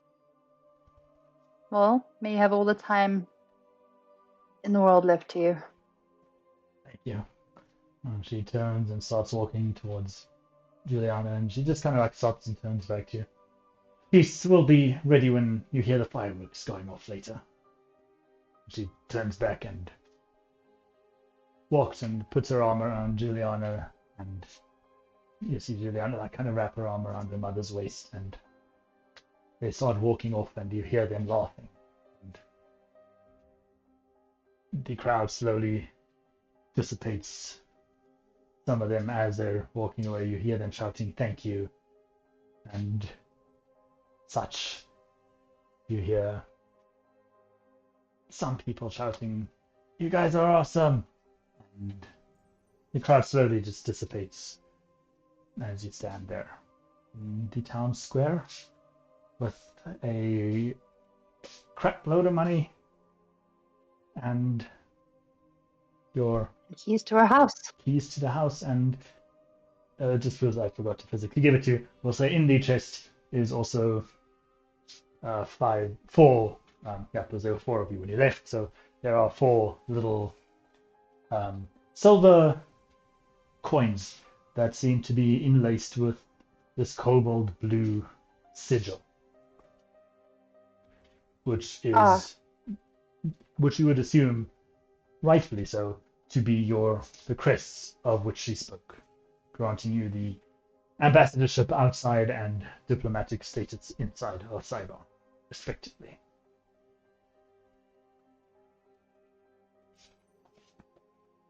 I'll just turn to the others and say, I really have to wonder at the efficiency of this place if we merely left 2 hours ago and they've already planned an entire feast of fireworks, or if they're just always ready for a party. Because they got that feast planned very quickly.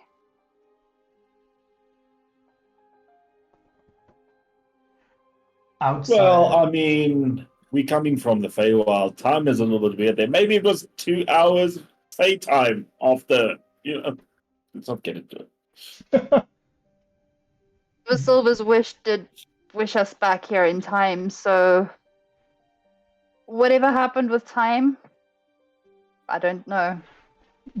Just as a thing on they planned the feast very quickly. This is not me saying anything as a DM. This is the chef part of me answering this. Planning a feast goes quickly. Doing anything about it is a whole other story. Well, as someone who's planned a wedding previously and been witness to other weddings been planned, planning is perhaps not as easy as people would say. No, not wedding. Feast. Wedding. We're just talking Yeah, but food. weddings are feasts too. This is just Yes. food. Oh yeah. Just But I when mean, it comes also to deciding what goes on the menu, and then also hunting and not in real life, but no, if you go hunting for the weddings, that's crazy. But remember, she just said planned. That would be cool, though. That doesn't mean they have a whole thing, all the menus. It could just be very much he's walked into the kitchen, feast in 6 hours, and then the chefs are standing like, what the fuck? that's exactly what I'm imagining, and I'm like, okay, then they're going to have a fun afternoon. I hope they're getting paid extra. That's just giving me fucking nightmares of PTSD. Yeah, PTSD. Thank you very much to myself. I bet that chef wishes he had a wish. Yeah. Oh. Should have gone in the tomb, man. Well, should we go check out our new place? Figure out what to do with these bars, and then, considering we didn't get that nap that Shadow mentioned earlier, I really like a nap. Whether it's before the feast or after, even if we just have a short nap, I'm beat. No, you want to have it before the feast so that we can party all night long. Sure. Do we need to check in with Liliana and just remind her that we are here and that she shouldn't leave without us? Isabella did tell us that they're ready to leave first thing in the morning, so I'm pretty sure we'll run into her at the feast. I'm sure she'll be around. Although it might be a good idea to check in with her if you so wish. After the nap. Nap first. I'm not ready to deal with that just yet. Ooh! Images in my head flying about. Where's Forlan? Yep. Nap first. It's like this is becoming a weird dynamic. Nap. Yeah. So about those coins, that's pretty cool. I wonder how much power Cybar controls outside of Cybar, or how much power they wield outside of this little place. Well, I mean, if they have this much coin to just throw around and properties to give away, I think they are doing pretty well. I'm not arguing there. I think I need to make friends with this lady, you know? Future business. Well, It certainly opens a few doors. I'm glad we're in good standing with them. For once we managed to, well, get through something. Or get through a quest efficiently. Yeah, We go I don't check know. out our I new wasn't really part of any quest. You guys just found me. Well, now you are. Welcome. I mean, you have your freedom to go and explore the rest of Nocturne as you were before, but you're also welcome to join us if you wish. Well, look, we've had this discussion before. It looks like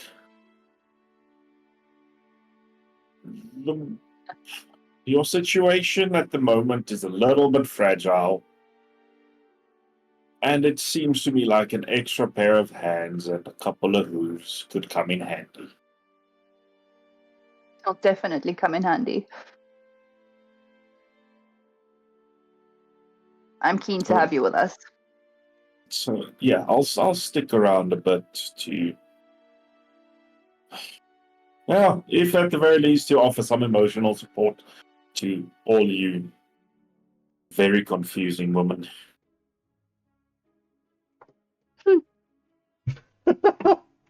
Yeah.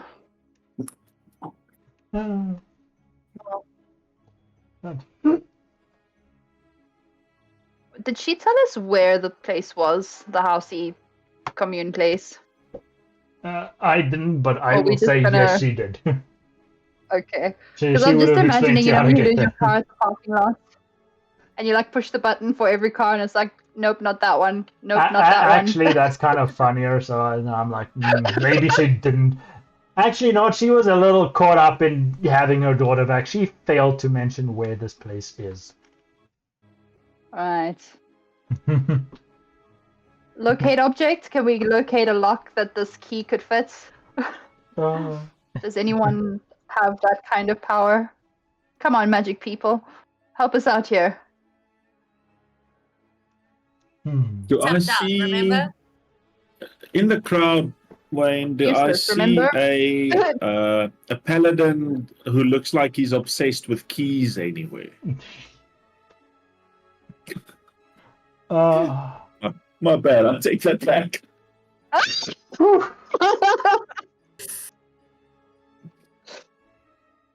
Moving on.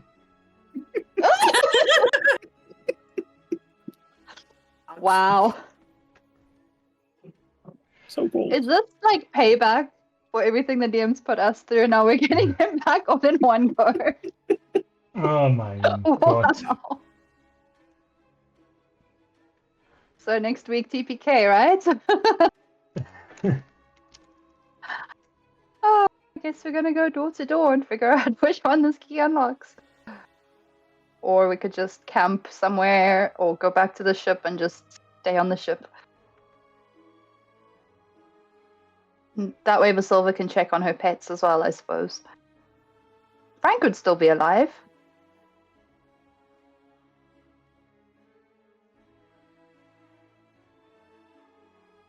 Visilva, you have been really Suspiciously adamant quiet. about your pets. As she took off, she's there already. Like as soon as you mentioned pets, she bolted. Can you hear me now? Yes. Yeah. Yes, Visilva very much wants to go check on Pope Frank. He should still be alive considering we were only gone 2 hours. Well, Yeah, 5 probably. at this point. Mhm.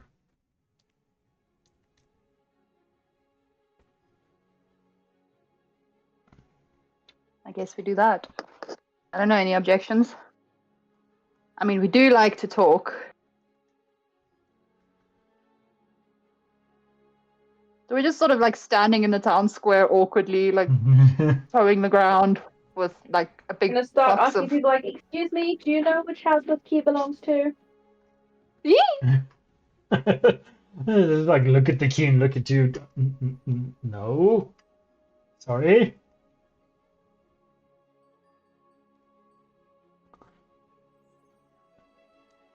Perhaps we should go find someone like Isabella or something and just ask them like, hey, where do we go?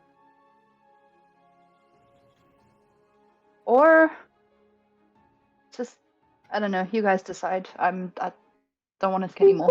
Get back to the ship, first of all, to check on Frank and them, but also we have quarters there where we can sleep. Question about the ship. Would I need to make some sort of travel arrangements to join you guys? Just tell them you're fallen. Yeah, I'm a bit big to pass for the little man. We'll just And say from that what there I was an remember- accident mishap. And from what I can't pull off that guy. I From would what I hope not. remember, he had some history with this Liliana lady you mentioned earlier. That would be a very interesting interaction. So I definitely can't fake being him. You don't want to trust me. You don't want to He's a trust little him? crazy. Comma. And he understands languages. He would know what I mean. Oh, yeah, he Does that speaks include all grammar? language, yes. He just instantly knows what you mean. He'll see your and not even No, notice you meant your. He knows how to use the Oxford comma. He doesn't dangle any Okay, so- participles. Or start a sentence with because, although. Back to the ship. I'm heading back to the ship. Ah.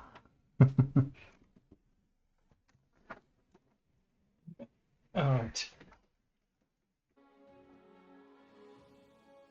As you make your way back to the ship, making your way down the path across the beach through the tourist trap little market, and you make your way up the ramps to the ship, you head through the doors, and as you take your step through the door into the ship, you suddenly feel like this surge of magic washing around you as it slowly just shrinks you down a little bit, and the rest of you will see as the sun kind of doesn't like get small, but just like shrinks down to more normal person size. He's pocket-sized. He's, Travel size for our convenience. he's travel size, but still, probably the same height as like what Blaze used to be, but he's Tall enough less. to fit through the doorway. He will now be able to maneuver the ships without any issues. Coming through. Whoops, sorry. Watch the butt. A method put into place on the ships to allow people like giants and such to still make use of the ship. That is This is funny. How many Forlans am I? Now you're maybe like 1 and something. Yeah, it's been a couple of years since I was eye level with regular folk. You're still probably taller than the rest of us. Yeah, that guy's pretty tall. Yeah. How do you feel? Does it feel any like tingly or anything? I mean, I still feel the same. It's funny, yeah. Can I take a few steps back off the ship? As you take a few steps back and step out the door, you regrow to your regular size. Big me. I wouldn't be that too Forward, much. tiny me. Backwards, big me. Forwards, tiny me. I can do this all day, but I won't. I'm tired. Dasan steps in Careful, one you too many might- times, the system breaks, and he's now permanently locked to being regular size, so DM never has to deal with his big fucking size again. Can I Or go half back to of him the is gardens big and to the other make half another is wish? small. He's got like a small torso but a big horse body. Oh. I object. Have you tried turning it off and on again? Hello, IT. Oh gosh. I'm just gonna head up straight to my room.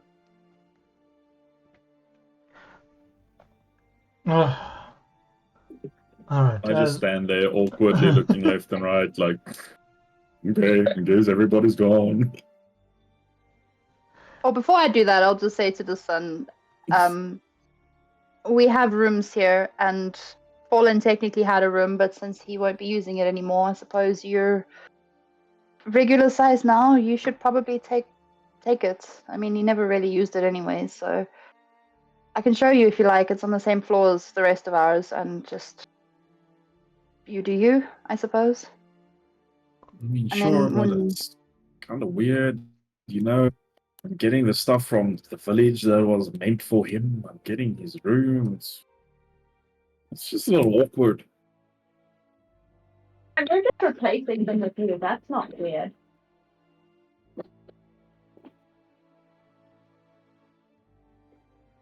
But you know what? I mean, you I bet know, you can. Might be good. Alternatively, we could also just chill on the deck and just look at the stars, I guess. And then when everyone returns to the ship, we can just figure it out once everyone's back.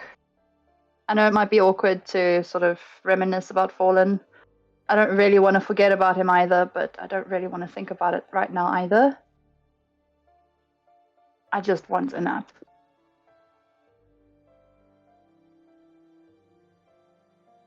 Well, okay. Take me to the room. I'll figure it out once I'm there. You can even take my room if it's awkward. Nah. I think you would pick rooms with funny colors. It's all white. Give him Blaze's room. See? Oh wow, you You can have see- Blaze's room as well. Fuck, I forgot about him. Yeah, you can have. You have choice. You can choose. One of our lost comrades. Way to make it dark for Silva. Well, What color is Blaze's room? I'm asking as Farmy. grey, I think. Yeah, black, grey, dark, moody, edgy boy colors.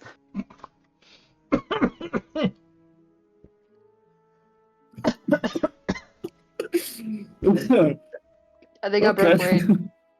I was drinking water when you said that, so nearly choked, but yes. Oh, that's funny. You know what?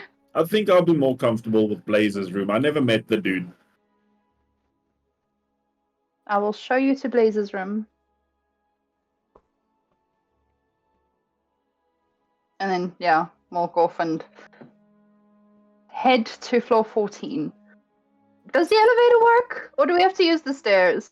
The elevator has since been repaired. Okay. Ah. Has the physical damage also been repaired? The hole in the wall? Is it a case of I can just point to it and look at Altari and be like, thought this place is fancy.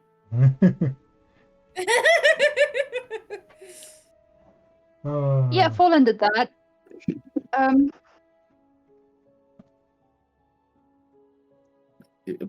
He's prone to leaving his mark, isn't he? Wasn't he? Will he be? I don't know.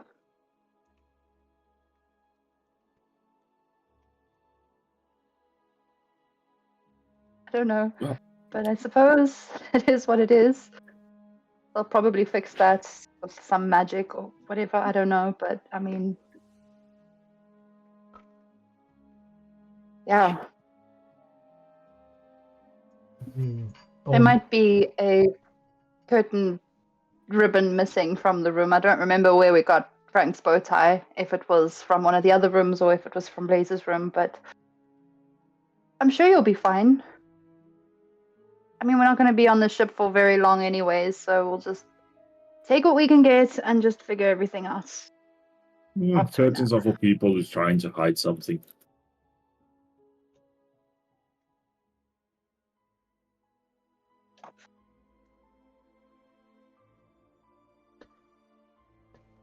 You all make your way back to your respective rooms after Dasan, you get shown your new room, and Visilva, you find in your room, you find Moon and Lady Marshmallow asleep on your bed, and Frank sitting at the little desk, seemingly playing solitaire with himself. I was gonna walk in, I'm gonna give them each a hug. I'm like, I'm never leaving you guys again because oh god, I thought I'd lost you. And then she's gonna take a nap. And that is as good a place as any to bring tonight's session very close. So thank you. Wonderful. To everyone for joining.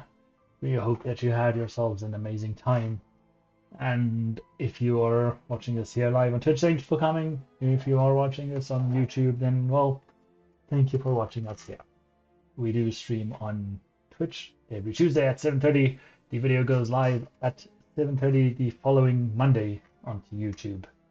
We wish you all an amazing week and hope that everyone stays nice and warm, and yeah, just have yourselves a wonderful week, everybody, and we'll see you next week here for the next episode of Roll Without Trace.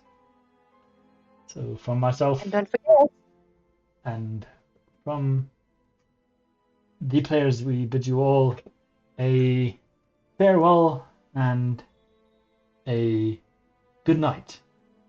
Until next week, we will see you then.